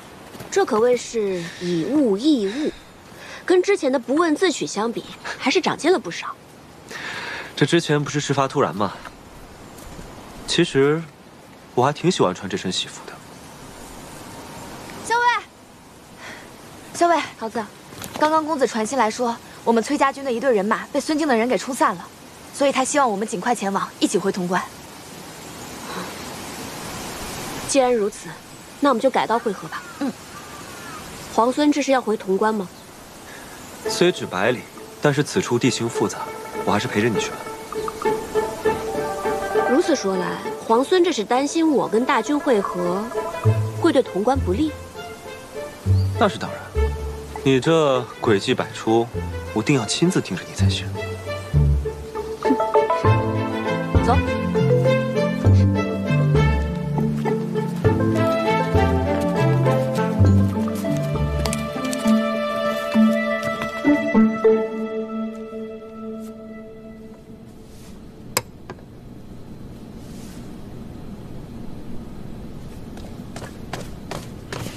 公子，桃子传回讯来，校尉已经出城了。李逆呢？眼下还与校尉在一起，大约不日就能回到潼关。我们的大军安顿的如何？一入潼关，安顿好了。你来看看我写的字。欲西城，而必后患。这几个字神气完足，笔意丰满。看来公子已经痊愈了。伤势自然是痊愈了。既然如此，就应该拿过去的错误作为教训，以绝后患。哈哈哈哈哈哈！哎呀，崔林派人传书来说，可以和我里应外合。收复潼关，以此来换取我退兵瀛州。崔林乃是崔乙的独子，崔乙自出瀛州，明显志向远大，意在天下。如今崔林出师不利，在潼关养伤，传这书信来，倒是有几分情理。当年所谓国朝三杰，与我并称的除了裴宪，就只有崔乙了。崔乙那老儿自从死了老婆之后，成天像发了疯一样打仗。如今眼下这局面，他自然也不会放过这个机会。但是，就算他意在天下，也要看他有没有这个本事。崔家瀛州被围，他的这个儿子崔林不就坐不住了吗？哼！大都督，这崔林虽然言之凿凿，但他明明与镇西军颇多来往，大都督还需防着，此中有诈。这小子想在我面前玩什么花样，还嫩着呢。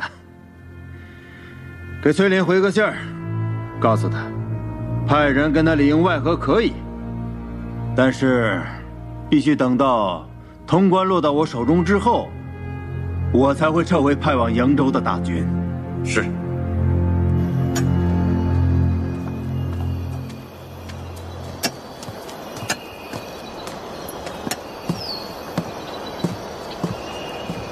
殿下，韩将军，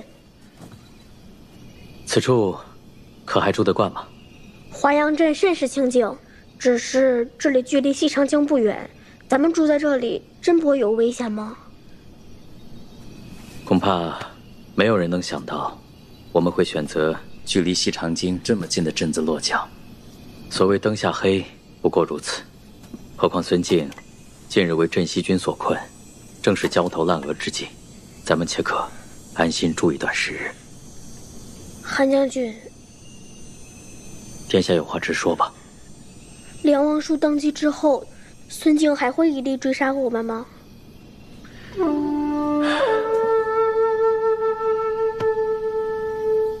只怕比之前更甚。梁王虽然登基，但天下正统其实是在殿下您。您才是先太子的唯一血脉。孙贼一身之，如果能生擒殿下您，自可以挟殿下以令天下。梁王叔，我不太记得他长什么样了。他之前也不常进宫来。其实梁王并不族虑，唯有梁王之子李逆。如今梁王登基，只怕世纪歌会吗？殿下可别轻信了人心呐。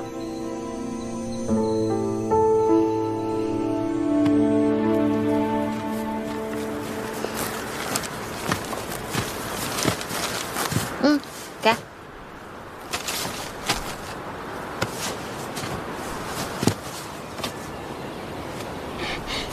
这哪来的果仁啊？萧伟给取了个别称，叫干果。干果。哦，听说这个可不好买了，我尝了尝，的确好吃。萧伟知道我喜欢，就多给我拿了些。多谢这个桃子妹妹啊，我可是托了这个，够了，托耳朵的福啊，才能吃到这么香脆可口的干果。哎，这干果还真有些好吃呢。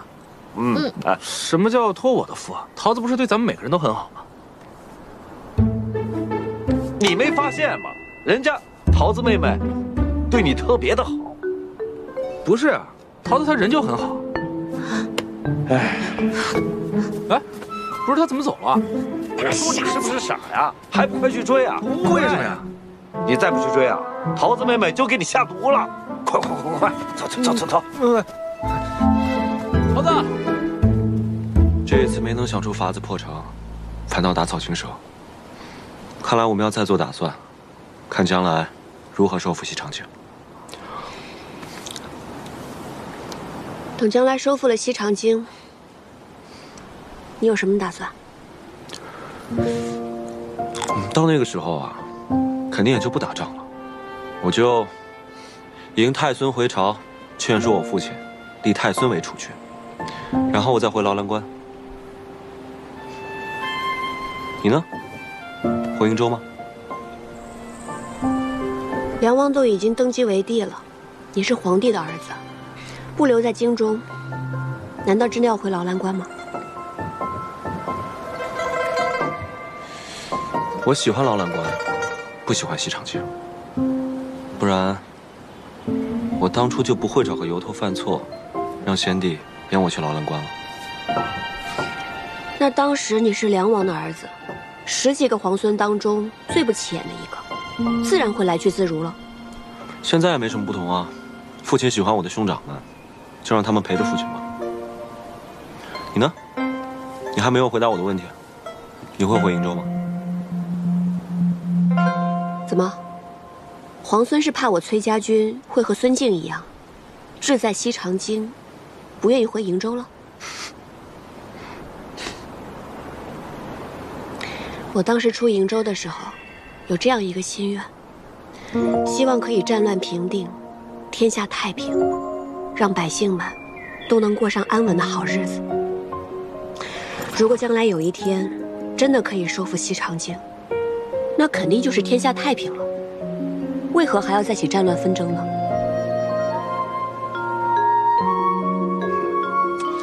是，在下小人之心，希望校尉大人有大量，不要见怪。那天下太平后，你最想做什么？我呀，我还没有想好。天下之大，如此辽阔。劳兰关我没有去过，还有很多地方我都没有见过，所以我想都去见识一番。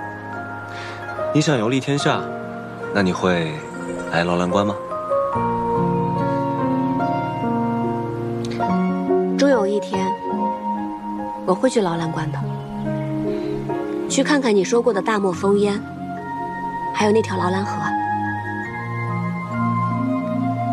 好，一言为定。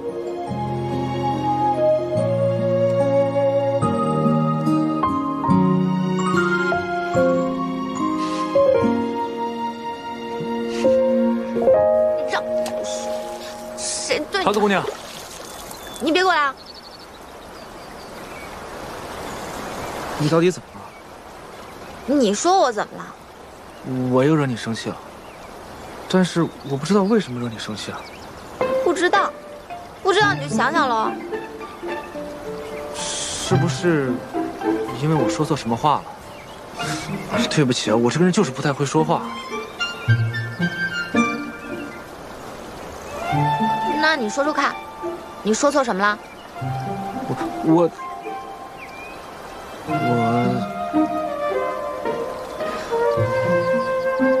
榆木能耐，你给我走开！你，哎，桃子，等等。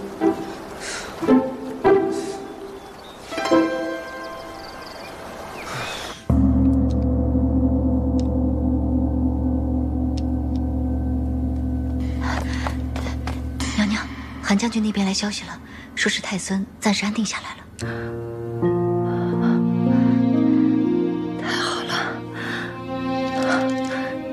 真是神佛庇佑啊！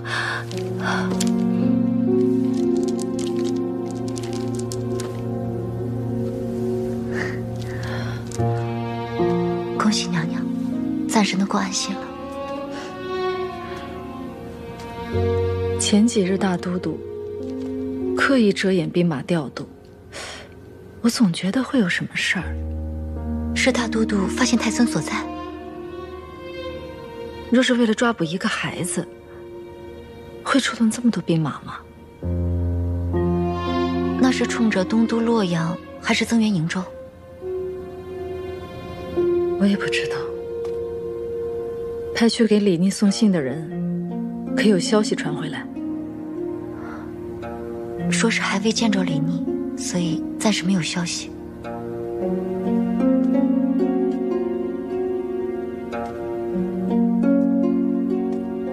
指望大都督不是冲着潼关去的，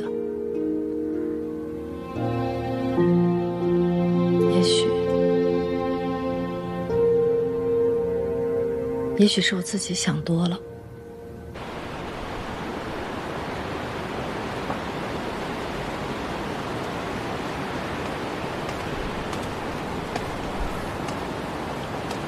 在想什么？我想起了第一次出征。从福远门出西长京，那个时候我还是一个名不见经传的归德司阁。过了几年，军功累积，才升了怀化忠侯。跟着上司进京续职，只觉得京中繁华，跟沙场的风沙相比，简直是恍若隔世。怎么突然想起说这些？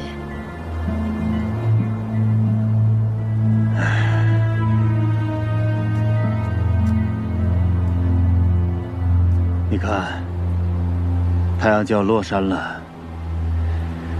太阳照在宫殿的琉璃瓦上，跟照在西北的黄沙上，都是血一样的红。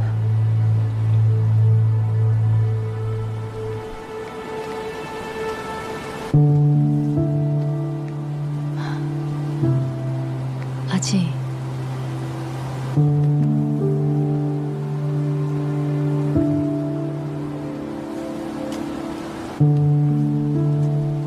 没事儿，我只是突然想起了往事。那一日，在一罗卢城外，我率领10万大军，在残阳如血中，等待着冲锋的号角。虽然有千军万马，但是四野茫茫，别像今日这般寂静。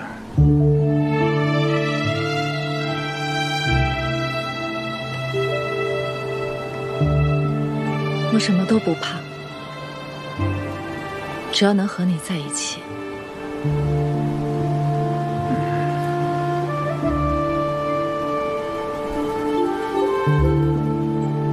李逆那小子，以为占据了潼关，就可以逼迫西长京了吗？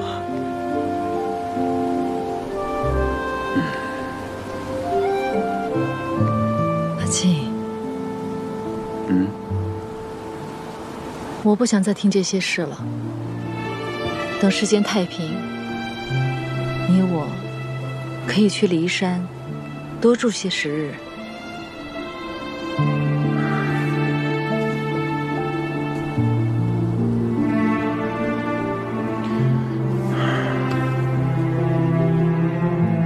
好，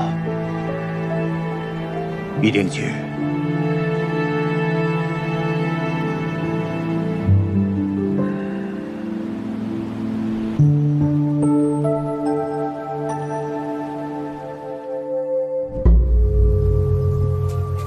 怎么了？什么怎么了？你可都生气2天了，打尖的时候也不理谢长儿。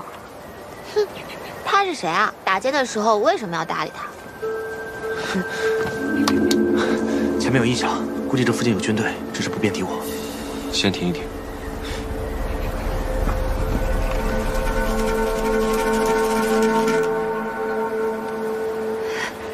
校尉，我们被冲散的那队兵马就在前方了。嗯。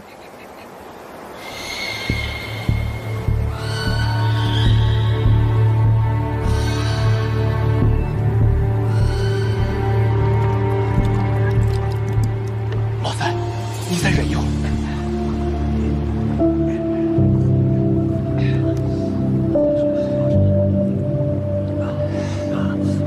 慢点儿。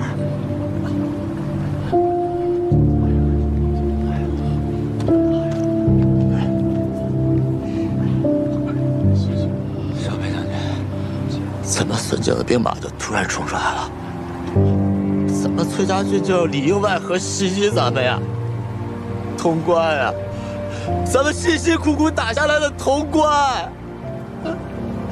小裴将军，咱们这西军死了那么多兄弟啊！小裴将军，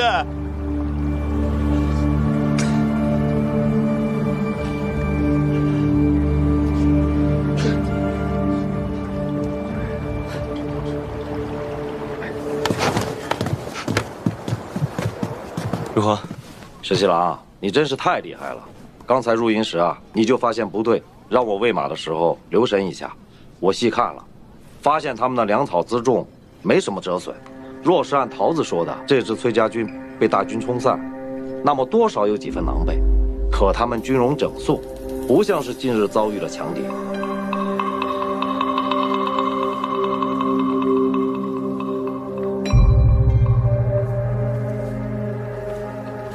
桃子，是公子给你传书说这队人马被大军冲散，所以叫我们来会合。是啊，咱们刚一来，你就给我打了热水让我洗漱，可现在不是炊事，为什么会生着火呢？什么意思啊，校尉？我总觉得不对。若是被大军冲散的，自然会处处警醒，怎么会不再炊事？还生着火呢。可这里确实是我们崔家军的营帐啊！刚刚咱们也见了领队将领，他也说是被大军冲散的。校尉，你到底是觉得哪里不对劲？刚才我入营的时候，发现他们的马蹄铁磨损严重，士兵靴上也满是污泥，像是一路急行军到此。若被冲散，八成还是要等一等本营大部，又或是派一队过来探访，不至于急行军。所以我才让你借着喂马去探一探。石七郎，那我们现在怎么办？阿英，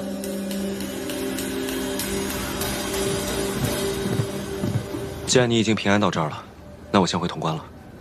我们一起走吧，这儿距离潼关不远。既然都会合了，咱们一起去潼关。好，都跟上！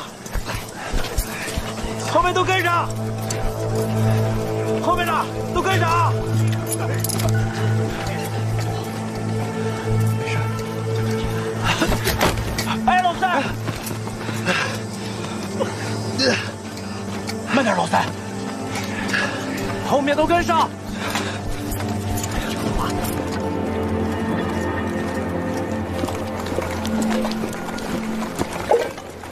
去呀，快去呀！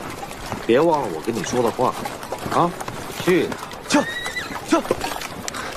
桃子姑娘，我知道我自己说错什么了。你说错什么啦？老爸跟我说了，我知道你为什么不开心了，都怪我嘴笨，我不会说话。其实我那天是想说，你善良和气，你对所有人都很好，我是想夸你来着。我也知道你对我格外好，可是我好像还是没说清楚。行了行了，笨嘴拙舌。桃子姑娘，其实我想说，我知道你对我很好，所以我也想对你很好。好了，我知道。真的？那你不生气了？你知道你不理我的时候，我心里可难受了。那就要看本姑娘的心情了。掐！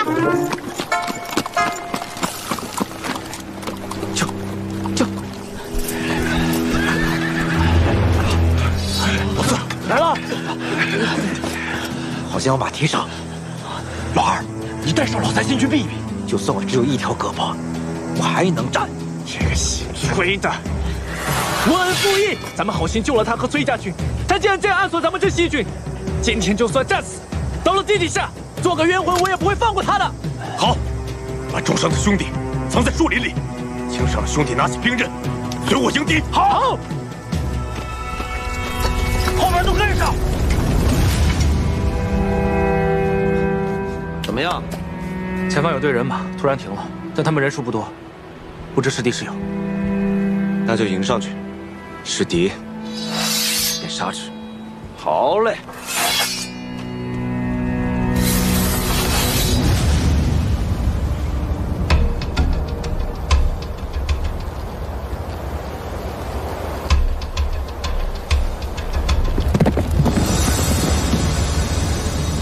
小北将军，今日能跟你战死在这儿，是了。好兄弟，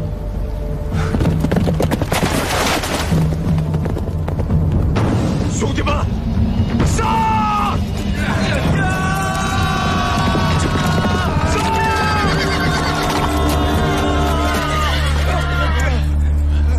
石七郎，怎么回事？你们不是在潼关吗？怎么受了这么重的伤？石七郎，你怎么才来？我们死了这么多兄弟！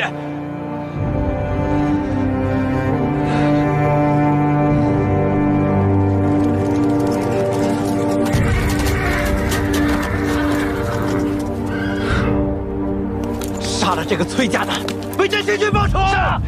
庄哥，这自己人，自己人。崔家军卖了潼关，勾结孙敬里应外合，害死了这么多兄弟。你说他是自己人？石七郎，你不能再被他诓骗了。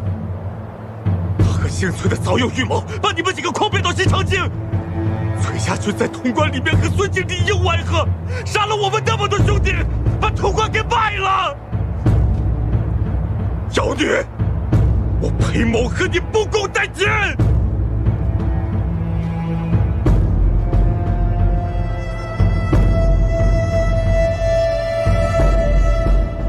阿莹，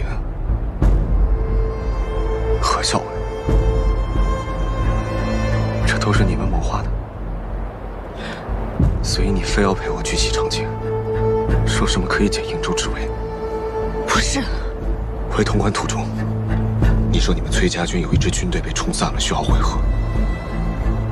你明知道我不放心，一定会护送你去会合，但其实这就是调虎离山，为的就是拖延我，不让我回潼关。我说我全然不知情，你是不是不肯信？石七郎，你不能再信他了。从交锋到现在，他骗了你多少？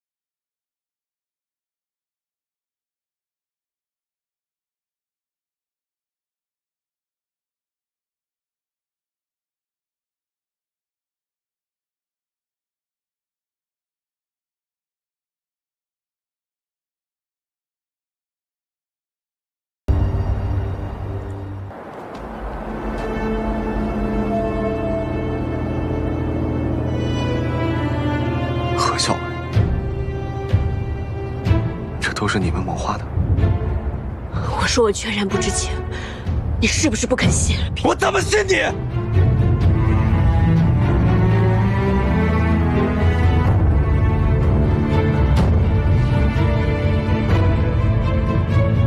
站住！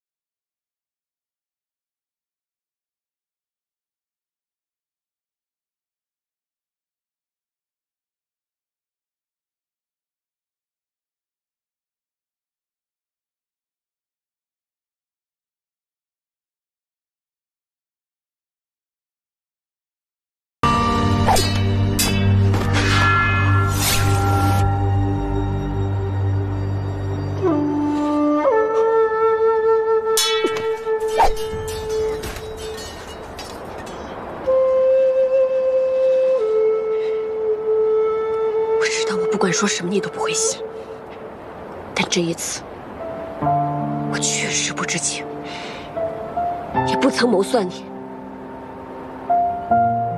带着你的崔家军给我滚！下次再敢出现在我的面前，我就见一个杀一个。放人！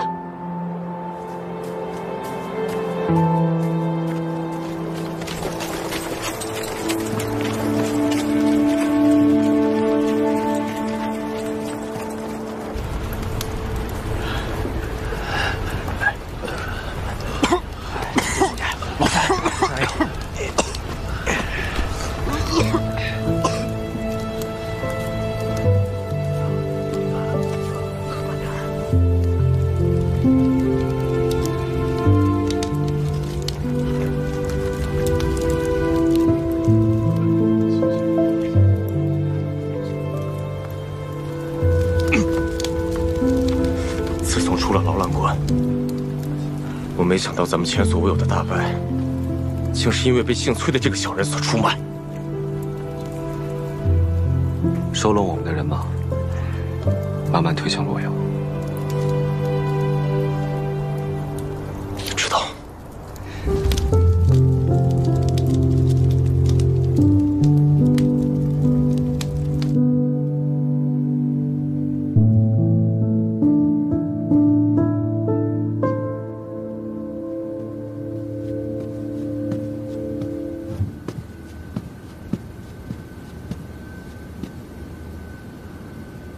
小伟，吃饭了。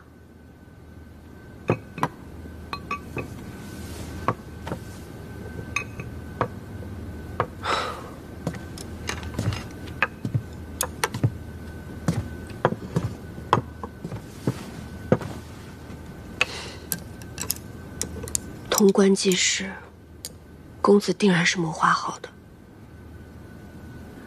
我刚刚已经盘问半天了，领队的嘴巴很严。只肯说是公子遣他们出来的，还说让他们务必要行得远一些，好将我们远远引开。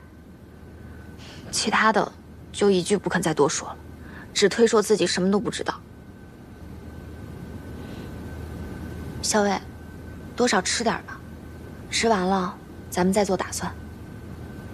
嗯。这个李妮也真是的。不分青红皂白的就冤枉你，明明你什么都不知道，还非要说你跟公子是串通好的，真让人生气。咱们崔家军害得他们镇西军失了潼关，又折损了大半兵马，确是事实。一经而处的话，我也未必会冷静。但是我总以为他是会相信我的。好了，不许再多想了。好歹他是那么聪明的一个人，我想他肯定会想通的。哎呀，你看你。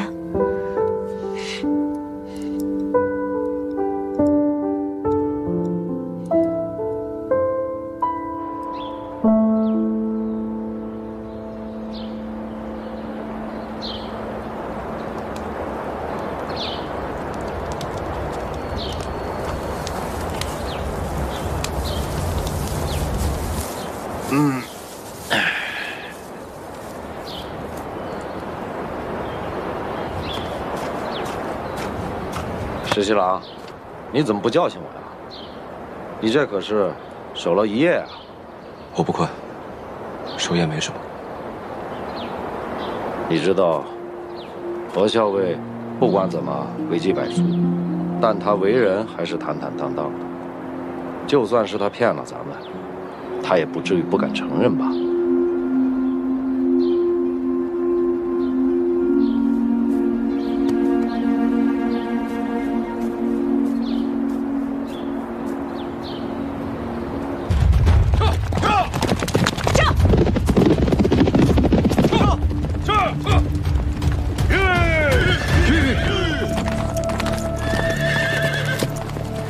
阿英，可算接到你了。你把潼关卖了？阿英，孙敬答应了，只要与他里应外合拿下潼关，驱除镇西军以后，他会立马撤回派往瀛州的大军，副帅那边自然就解围了。你怎么能这么做呢？我为什么不能这么做？难道要我眼睁睁看着副帅被孙敬的重兵围堵吗？你知不知道我们和镇西军是盟友啊？城下之盟而已。李逆这个人你又不是不知道，反复无常，谁知道他若是将来拿下了西长京，那是不是就要立马出兵瀛州，逼迫我们崔家军，逼迫副帅呢？你怎么能事先不跟我商量就如此行事？我所做的一切都是为了崔家军好。镇西军不过就是折损了些人马，失掉潼关。李逆既然如此厉害，他完全还可以自己打回去啊！瀛州之围迫在眉睫，难道我不应该救副帅吗？救自然是要救的，但是镇西军是出于好心才收留我们崔家军。论道义，你不该卖了潼关。我明明是为了解瀛州之围。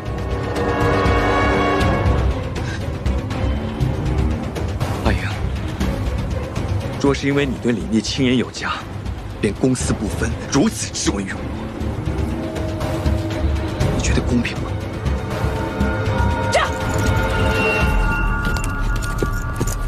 公子，就属下追上去吗？桃子在他身边，他不会走远。等他想开了，自然会回来。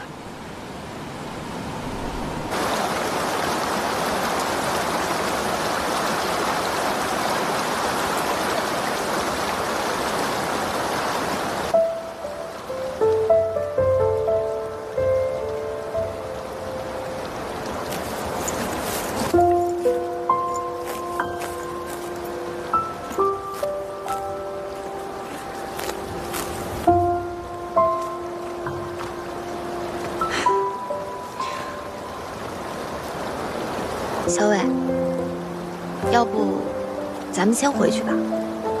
其实，公子也是为了咱们瀛州。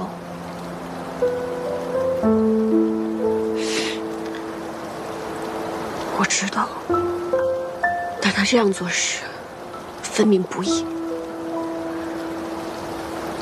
你别难过了。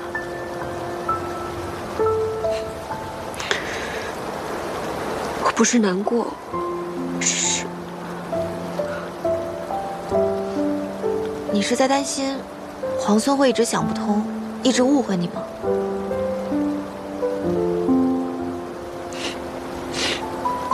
算了，以后不要提这个人了。既然他如此不屑我，那以后见面就是陌路人。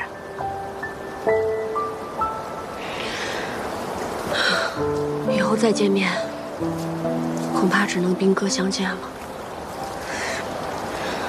兵戈相见，咱们也不怕。皇孙再厉害又怎么样？论带兵打仗，他肯定打不赢咱们大将军。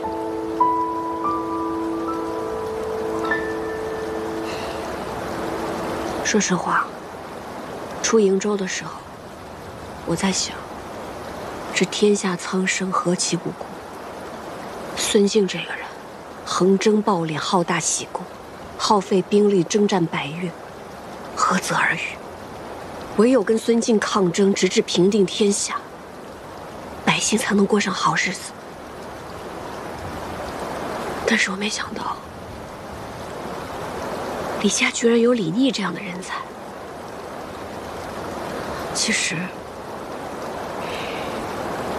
无论从声望、品德、才干，他都是那个可以平定天下，让百姓过上好日子的人。小伟，你从前可一直觉得，除了你自己，除了咱们崔家军，没人可以平定天下的。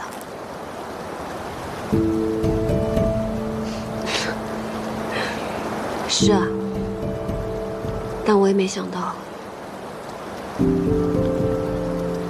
会遇到这么一个人。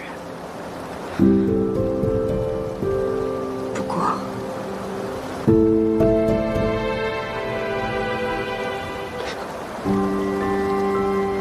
以后可能就是敌人。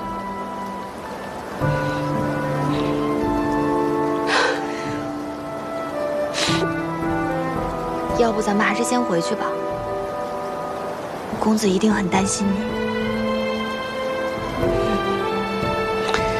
眼下只有先赶回瀛州了。早点回去见到大将军，大将军一定很开心。好。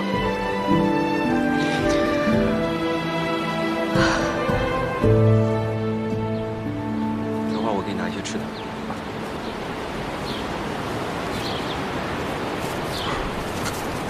近几日陆续收拢的镇西军，还有从潼关退出来的都在这儿了。但是我们如此狼狈地去洛阳，怕林子王会起疑心。我那位兄长，志大才疏，心眼又小；我那位次兄，最是话头不够。他在我兄长旁边，也不知道会出什么馊主意。那我们为什么还要退回洛阳呢？咱们既失潼关，又只收拢了这些兵马，林子王的确会起轻视之心。但只要你爹还率着镇西军后迎大军，他就不敢怠慢咱们。你瞧着吧，他八成会派一个人过来，故作嘘寒问暖一番。石七郎，石七郎说，林子王听闻我们退出潼关，急忙从洛阳调了人手，派人押粮食辎重来慰问相助。石七郎，还真让你说中了。哼，既然如此，那我们就收下了。传令下去，在此扎营整顿数日，再前往洛阳。是。大哥，上次你说李逆大败，要派人送些粮食辎重去，以作慰问。我也派人送去了，可没想到，他竟然全都给收下了。大哥，这就是李逆的奸猾之处啊！他明知此番大败，必定是由大哥收留他和他的残部，却还舔言收下了大哥的馈赠，这就是打算明目张胆地投奔大哥而来。大哥可要把握好这个机会。可镇西军还有数万兵马被裴宪统领着，都在后方待着呢。大哥怕什么？只要他李逆进了洛阳城，大哥可以跟朝臣商议好，问责他兵败潼关之事。如此，不是轻而易举的就能解除他的兵权吗？那要是万一裴宪不服呢？父王已经登基了，是君主，他若是不服的话，就是欺君罔上。欺君罔上之徒，人人得而诛之。此话有理，我马上让人写信给李逆。他既然大败，那就带着残兵败将速速回到朝中，今后朝中差遣。大哥何不趁此机会一并除了心腹大患？你说的是崔家军？正是。大哥之前不是借了一队轻骑，携着重弩给了那崔离吗？只可惜这崔离行事毛躁，让崔林逃了，结果反被这李逆所救。我也是担心崔离不懂事暴露此事，岂不是很头疼啊？大哥，此时正是让崔离谋杀崔林最好的时机啊！你想，崔林刚刚卖了潼关，李逆对之恨之入骨啊！而且如果这时候崔林死了，崔乙也不会怀疑，他一定觉得是李逆所为。崔乙只此一子，若是他老来丧子的话，他一定会跟李逆不死不休的。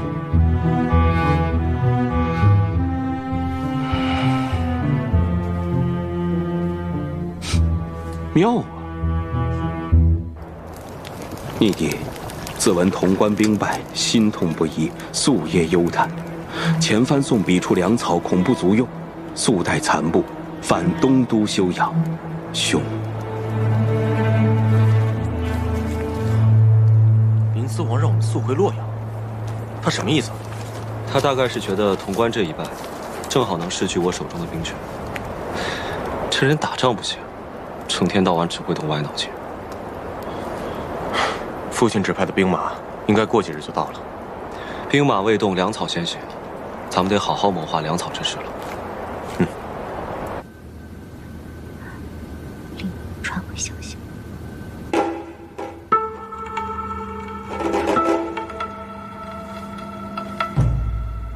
你派人去答复李逆，如果他能够信守承诺，保证迎回太孙，确保太孙长大成人，继位亲政，大魏回到先太子正统，我就答应了。是。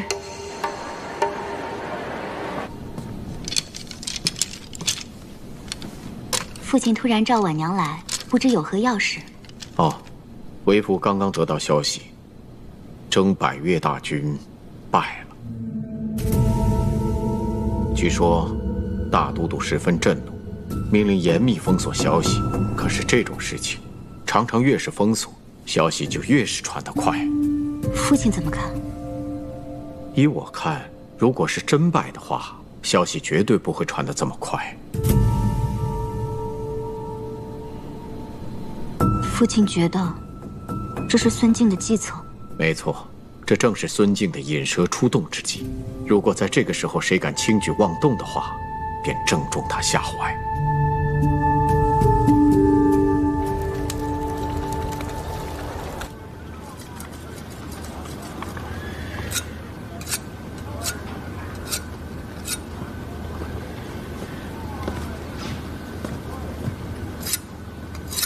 阿英，公子，桃子，我有些事要和阿英说。是。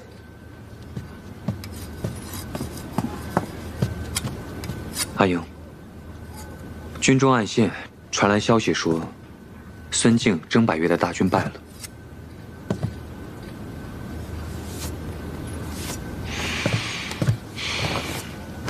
阿英，你心里是不是还在生我的气？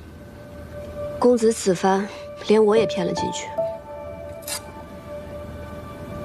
不过是心寒而已。是因为孙敬答应咱们从瀛州退兵，所以我才拿潼关作为交换的。那你为何要瞒着我？又为何要骗我？阿英，我们两个人从小一同长大。不论你怎么想，我都把你当成我最亲近的人。我从未想过要瞒着你、诓骗你，只是因为你和李妮一起出去，我不想让他知道而已。公子此番好算计，算准了，只要我跟崔家军会合，李妮必然会跟着去，然后你正好行事。我是真的为了我们崔家军着想，我现在也是真的很想知道，你此时此刻是为了谁在着想，又为了什么事情而在气恼？难道因为一个李逆，你就要忘记根本，忘记咱们为什么从瀛州出发吗？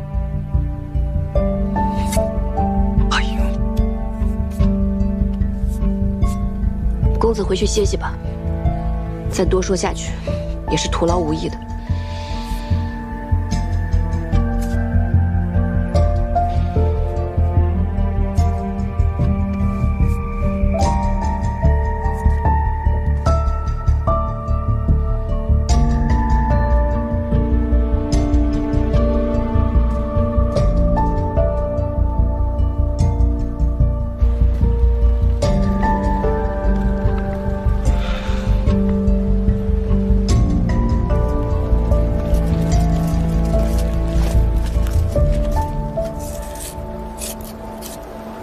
如果算得好的话，我们能用手里这1万兵攻破西长境。你要以1万破10万？孙敬不是想引蛇出洞吗？我们就给他来个将计就计，他佯败，我就让他坐实真败。石新郎，我有急事跟你说。什么事？你过来吧，啊！还不能当着我面说啊！小伟，你跟公子吵架了？没事。对了，京里传来消息，说征百越的大军败了，孙敬此刻正在封锁消息。这么说的话，孙敬身边岂不是没有多少兵马？小伟，咱们要不要赶紧通知大将军，来个2下里回身包抄？先不用。此事我觉得颇为微妙，未必不是孙敬的计谋。那皇孙，那个谁，你不让提的那个人，他会中计吗？他断然不会。他胆大心细，很少被诱之以利。孙敬佯败，我想他定能识破。而且这件事对他来说，应该是个机会，他不会放过这个机会。是吗？那他会如何做？他会将计就计。你是说崔丽仍在河边缩水埋伏？没错，咱们要与裴大将军派来的人马会合，并设下大营。你是知道的，按咱们镇西军的惯例，选营地之前，必须派出分队巡出数10里。我的小队走得远，正好碰到崔黎带着人马行军，看样子是要连夜设伏。崔黎既然设伏，自然是冲着那个崔公子去的呀。不过，眼下何校尉可是跟那个崔公子在一起，咱们是救还是不救啊？不救，真的不救？不救。哎。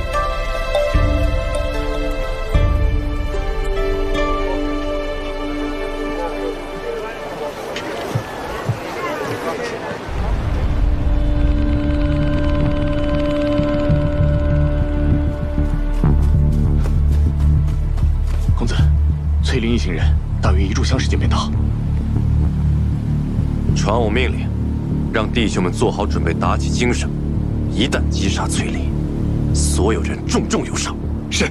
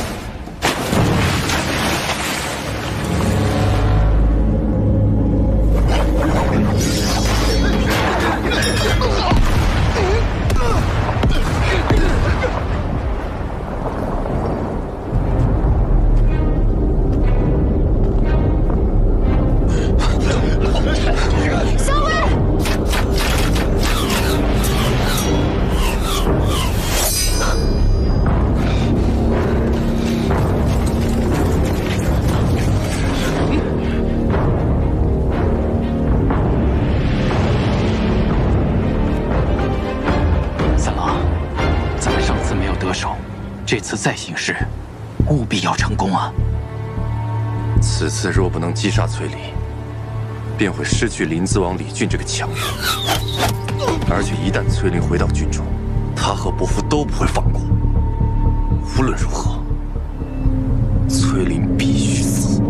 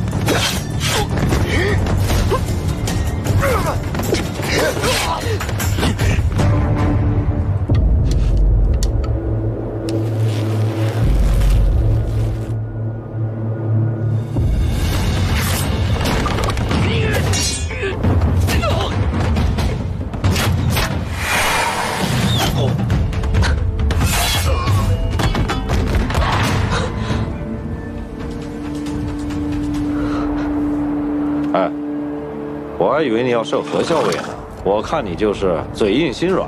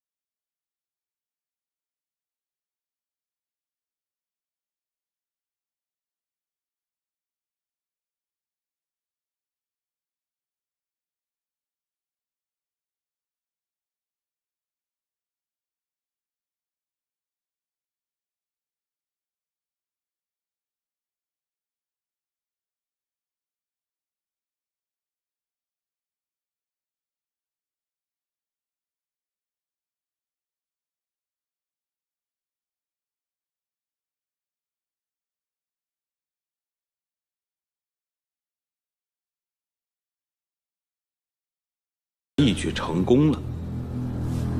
殿下，此次击杀崔林，属实是冒了天大的风险。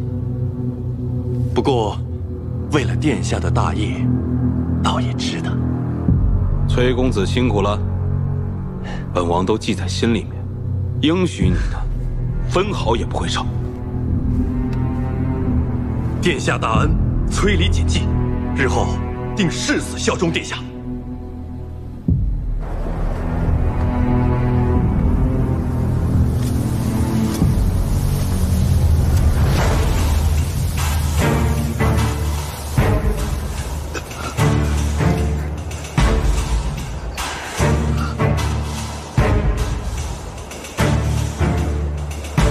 我是崔家军主帅，平凉大将军崔乙。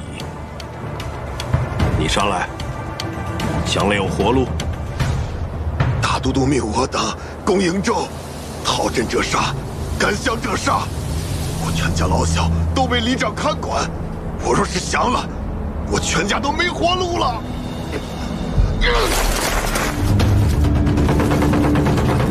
孙敬的兵马被咱们坑了一半。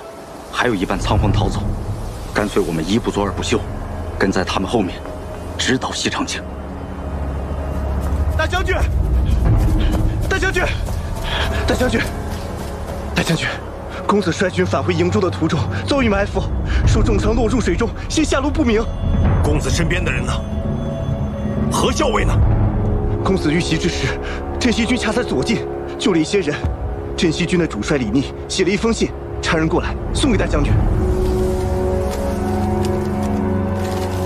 崔大将军，逢崔家军遇袭，恰在左近，昔为之晚矣，令公子堕河。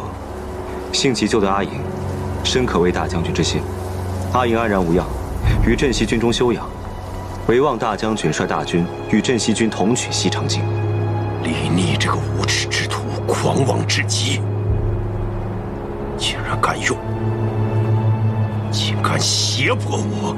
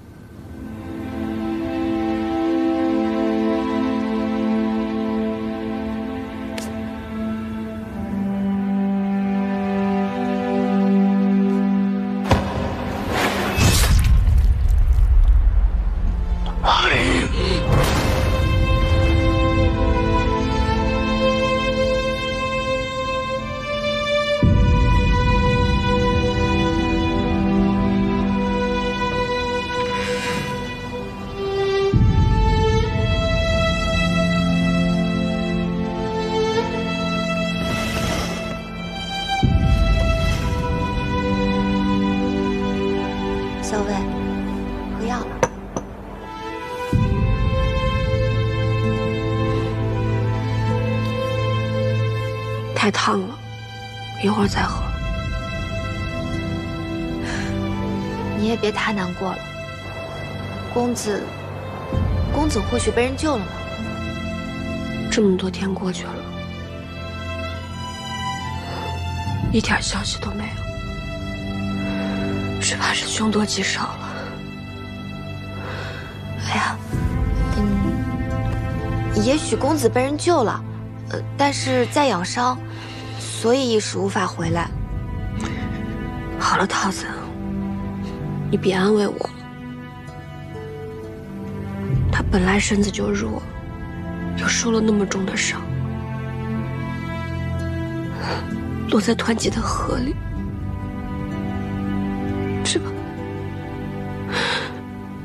只怕是再也回不来了。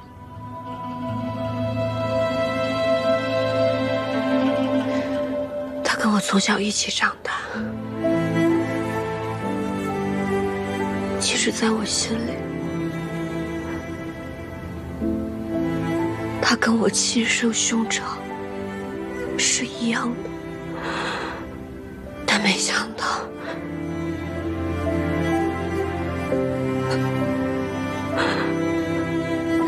如今他居然死无归宿。好了，我知道你现在肯定很难过，可你身上也有伤，这不喝药怎么行嘛？咱们把伤养好了，还要赶回瀛州去见大将军呢。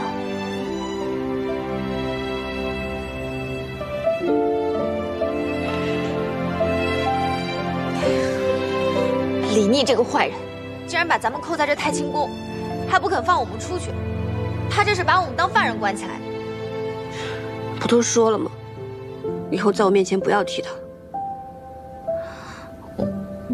你去找一些国府蜜饯吧，这样等你回来，药刚好凉了，我可以一口气喝。这太清宫里怕是没有什么国府蜜饯，又不能出去买。哎，要不我让他们给我2升麦子，发一些麦芽，给你熬麦芽糖好不好？我这就去。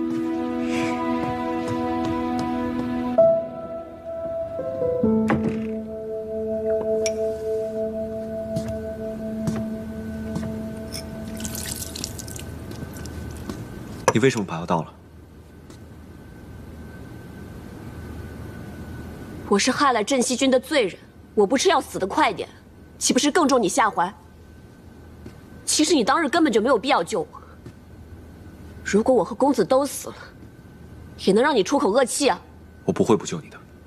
我不需要你救，当日不需要，如今也不需要。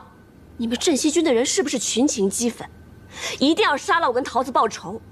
所以你才把我跟桃子都关在这太清宫，用你的亲兵守卫，不就是怕你们的人想冲过来杀了我们吗？安莹，我想明白了潼关的事，是先你应不知情。你为人心高气傲，从来都是用阳谋，这种下三滥的手段你不屑去用，且不顾大局，不是你的做派。若真是你做的，你也会坦然相认。所以，是我冤枉你。你没有冤枉我，是我。就是我害死了你军中的兄弟，你一刀杀了我好了，何必在这假惺惺的要救我呢？对不起，我知道不应该不相信你，但那日事发突然，我们镇西军死了这么多人，我才会理智全无，才会误解你。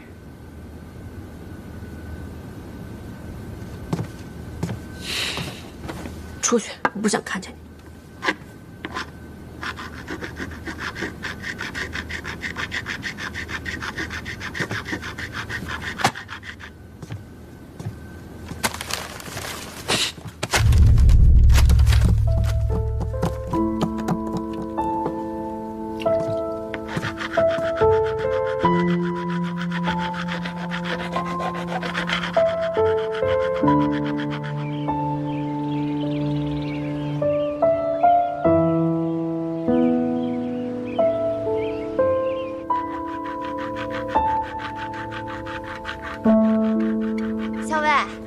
你说巧不巧？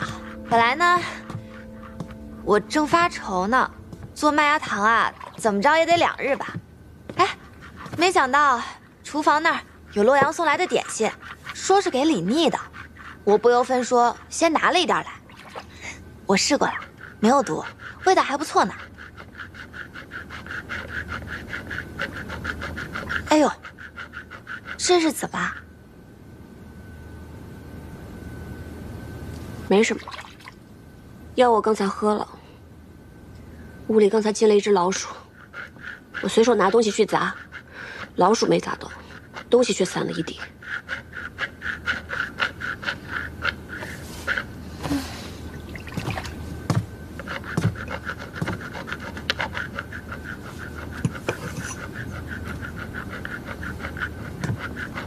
你说啊。这堂堂镇西军统帅，哎，学什么不好，偏偏要学老鼠。这老鼠拿了蜜饯来，还惹得我们校尉不高兴，白白浪费我1碗药。好了，我再给你熬1碗药去。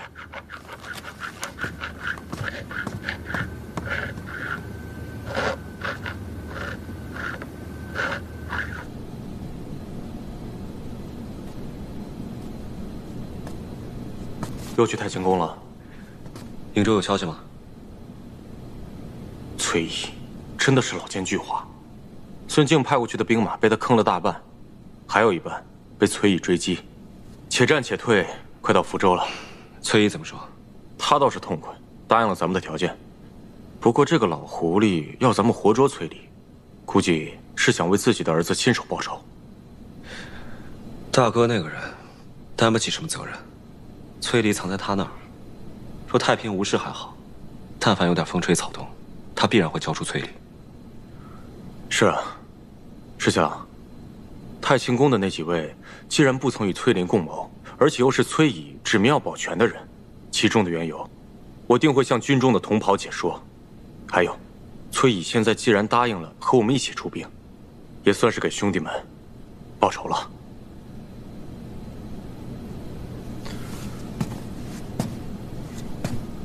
但是石七郎，太清宫你真的要少去了。那个何校尉是崔家军的人，你是镇西军的主帅，你们俩交往甚密，不妥的。阿勇，我跟你说过，是我有愧于他。可是石七郎，你要记住，陛下现在已经登基了，你是陛下之子，是镇西军的主帅，你将来不可能娶崔家军的女人，就算是侧室，也是不可能了。既知不可为，为什么不早了断呢？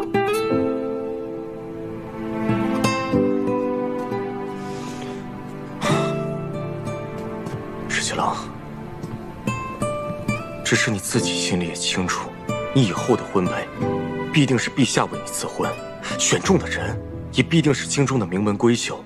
就算你向陛下相求，他也会为你找一个堪做王妃的人。石七郎，你是不可能娶她的。此事言之尚早。你说李逆他领着兵不进洛阳城，反而扎营了，是什么道理呢？李逆派人给父皇的奏书上说的是大军不便于进城，驻于城外，便于军机云云。哼，这明明就是打了败仗不肯进城，还有脸面给父皇上书说要去收复什么西长京。大哥，崔家公子如今死了，崔乙必定是怒火中烧啊！他不进城也好，免得到时候万一崔家军来了，祸及了洛阳城。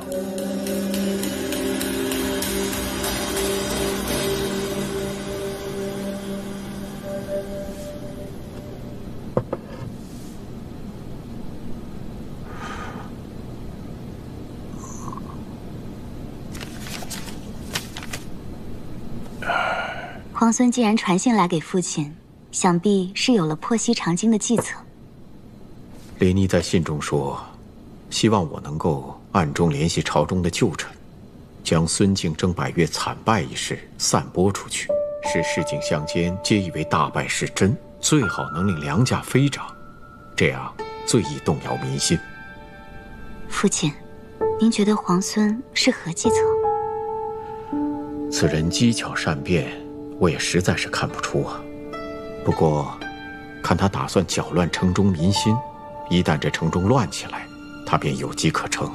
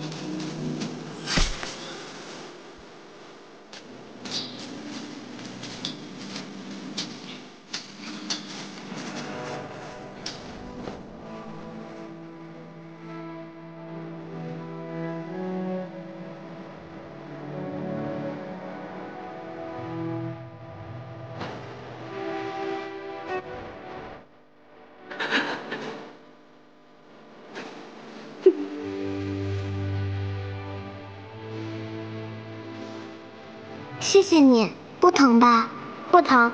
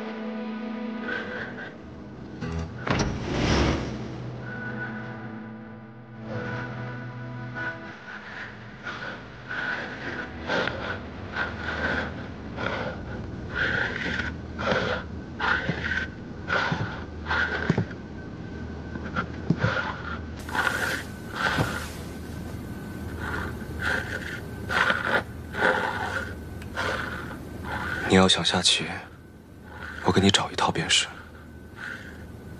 何必这么辛苦，自己打磨呢？公子喜欢下棋，我曾经答应过他，一定会送他一套我亲手打磨的棋子。阿莹，父帅终于答应咱们，可以率军出瀛州了。时机总是稍纵即逝，咱们可不能错失良机啊！真的吗？阿莹，我知道，这是你心心念念的。自从那个孙敬谋逆，你就想要放手一搏，逐鹿天下，问鼎九州。公子是知道我所思所想的人。阿莹的所思所想，自然就是我的所思所想。只要你想去做的事情，我一定会尽我最大的能力帮你做到。谢谢公子。既然我把这事儿给办到了，那上次你答应我的，可不能忘哦。我当然记得了，公子说过想要一套棋子。公子放心，等行军得闲的时候，我一定要亲手打磨一套送给公子。那倒不用，只要是你亲自挑选出来的玉料，到时候我让玉工琢磨，是一样的。那不行，一定要我亲手打磨，这是我的心意嘛。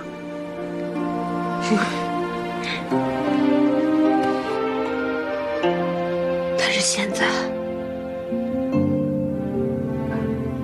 怕是再也没有机会当面送给他了。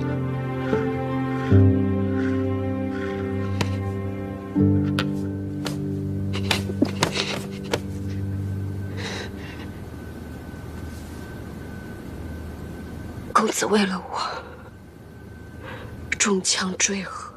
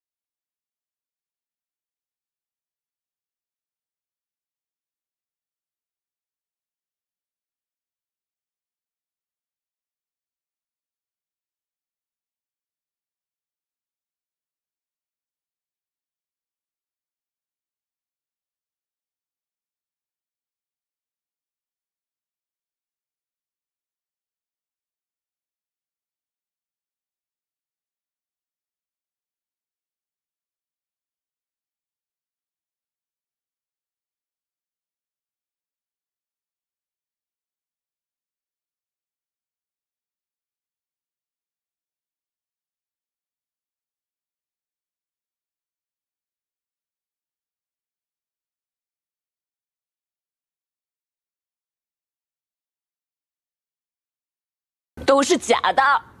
可我对你都是真的。我不管你是真喜欢你们家公子，还是假喜欢你们家公子，我对你就是真心的。从第一天见到你，你把我踹到井里了，那时我就在想，如此凶狠狡诈之人，下次我见到他一定要把他踹到井里。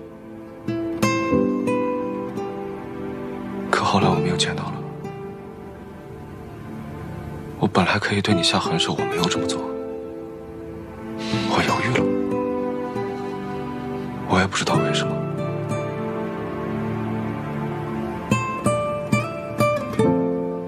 那天在太清宫，我和你打了个赌，结果我输给了你，但我心里却有一种说不上来的高兴，因为我终于知道，其实你心里也喜欢我，你心里也有我，所以你口口声声说你骗我，你不喜欢我，说从前都是假的，我不会相信，因为你对我都是真的。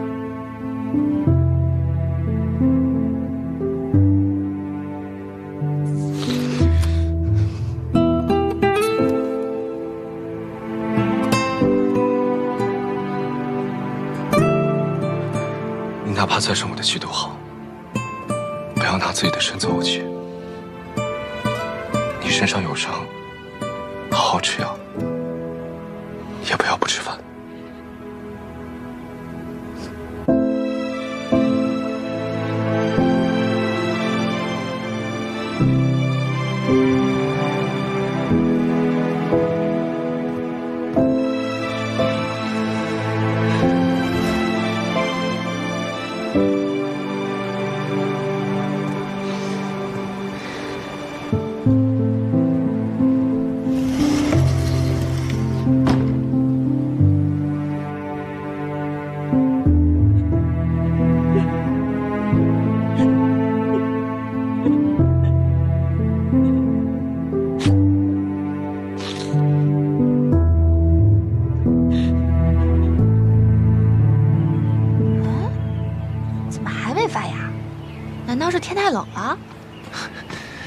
桃子，好久不见，终于又见到你了。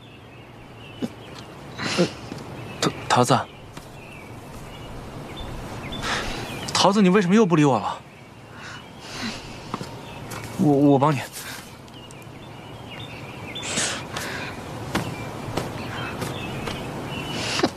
哎，桃子，桃子。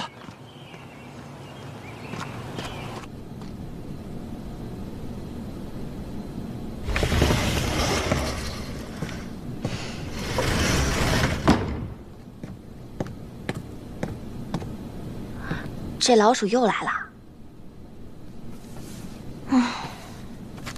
这老鼠来一次，你就发一次脾气，肝气郁结，我真是担心你这伤啊，迟迟都好不了。心里不好受，要不咱们吃颗乳糖？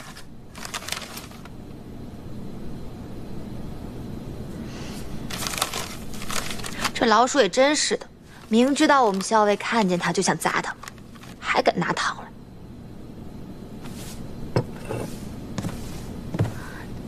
那，咱们把药喝了。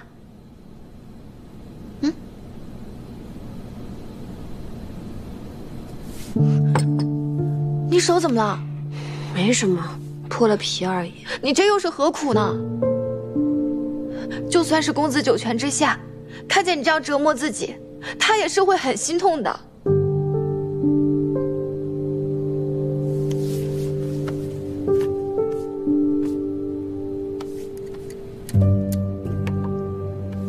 来，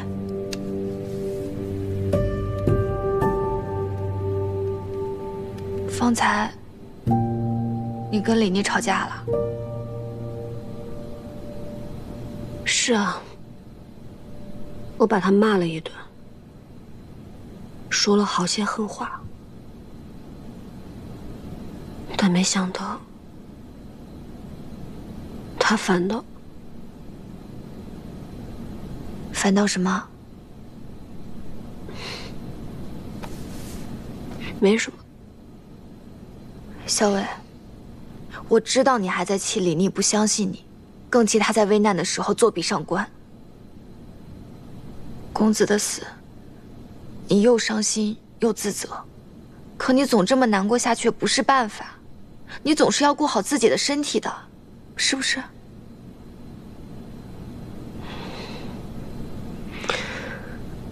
知道了，你放心吧。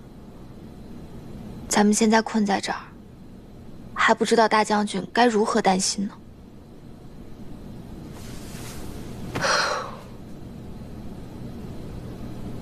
还是要想个办法脱身回应州。小伟，要不咱们就从李密身上下手，好脱身回应州。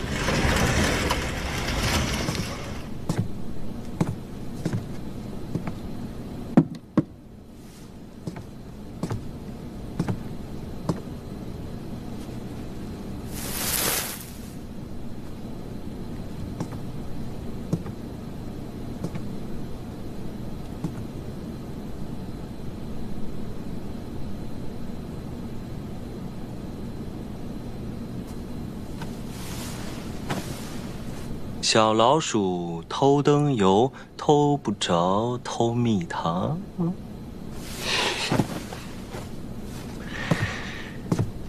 哎呀，你晚上就喝了药，你饭也不吃，这样下去肯定会有伤元气。我给你带了一罐蜂蜜，给你烙了个饼，你要不就吃一点。多谢皇孙关心。我不饿。你就算生我的气，也不能不吃东西。皇孙何必要这么关心一位阶下囚？天太晚了，男女有别，皇孙在这里实在不方便，还是赶紧走吧。我只是想请你留下来多待几日，你并不是阶下囚。皇孙何必要说的这么冠冕堂皇？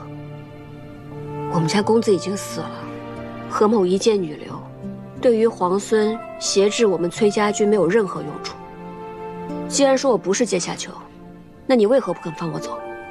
因为你身上有伤。当日你如果晚来一刻，我便也已是江中冤魂，何必还要在这关心我有没有伤？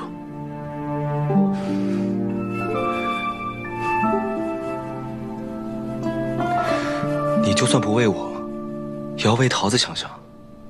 她成日急得要哭，担心你伤势恶化。你说你药也不吃，饭也不用，这样下去真的会伤了元气。你不要妄想用我身边的人来挟制我。我跟桃子情同姐妹，她如何我如何，我们两相自然之道，跟你没有任何关系。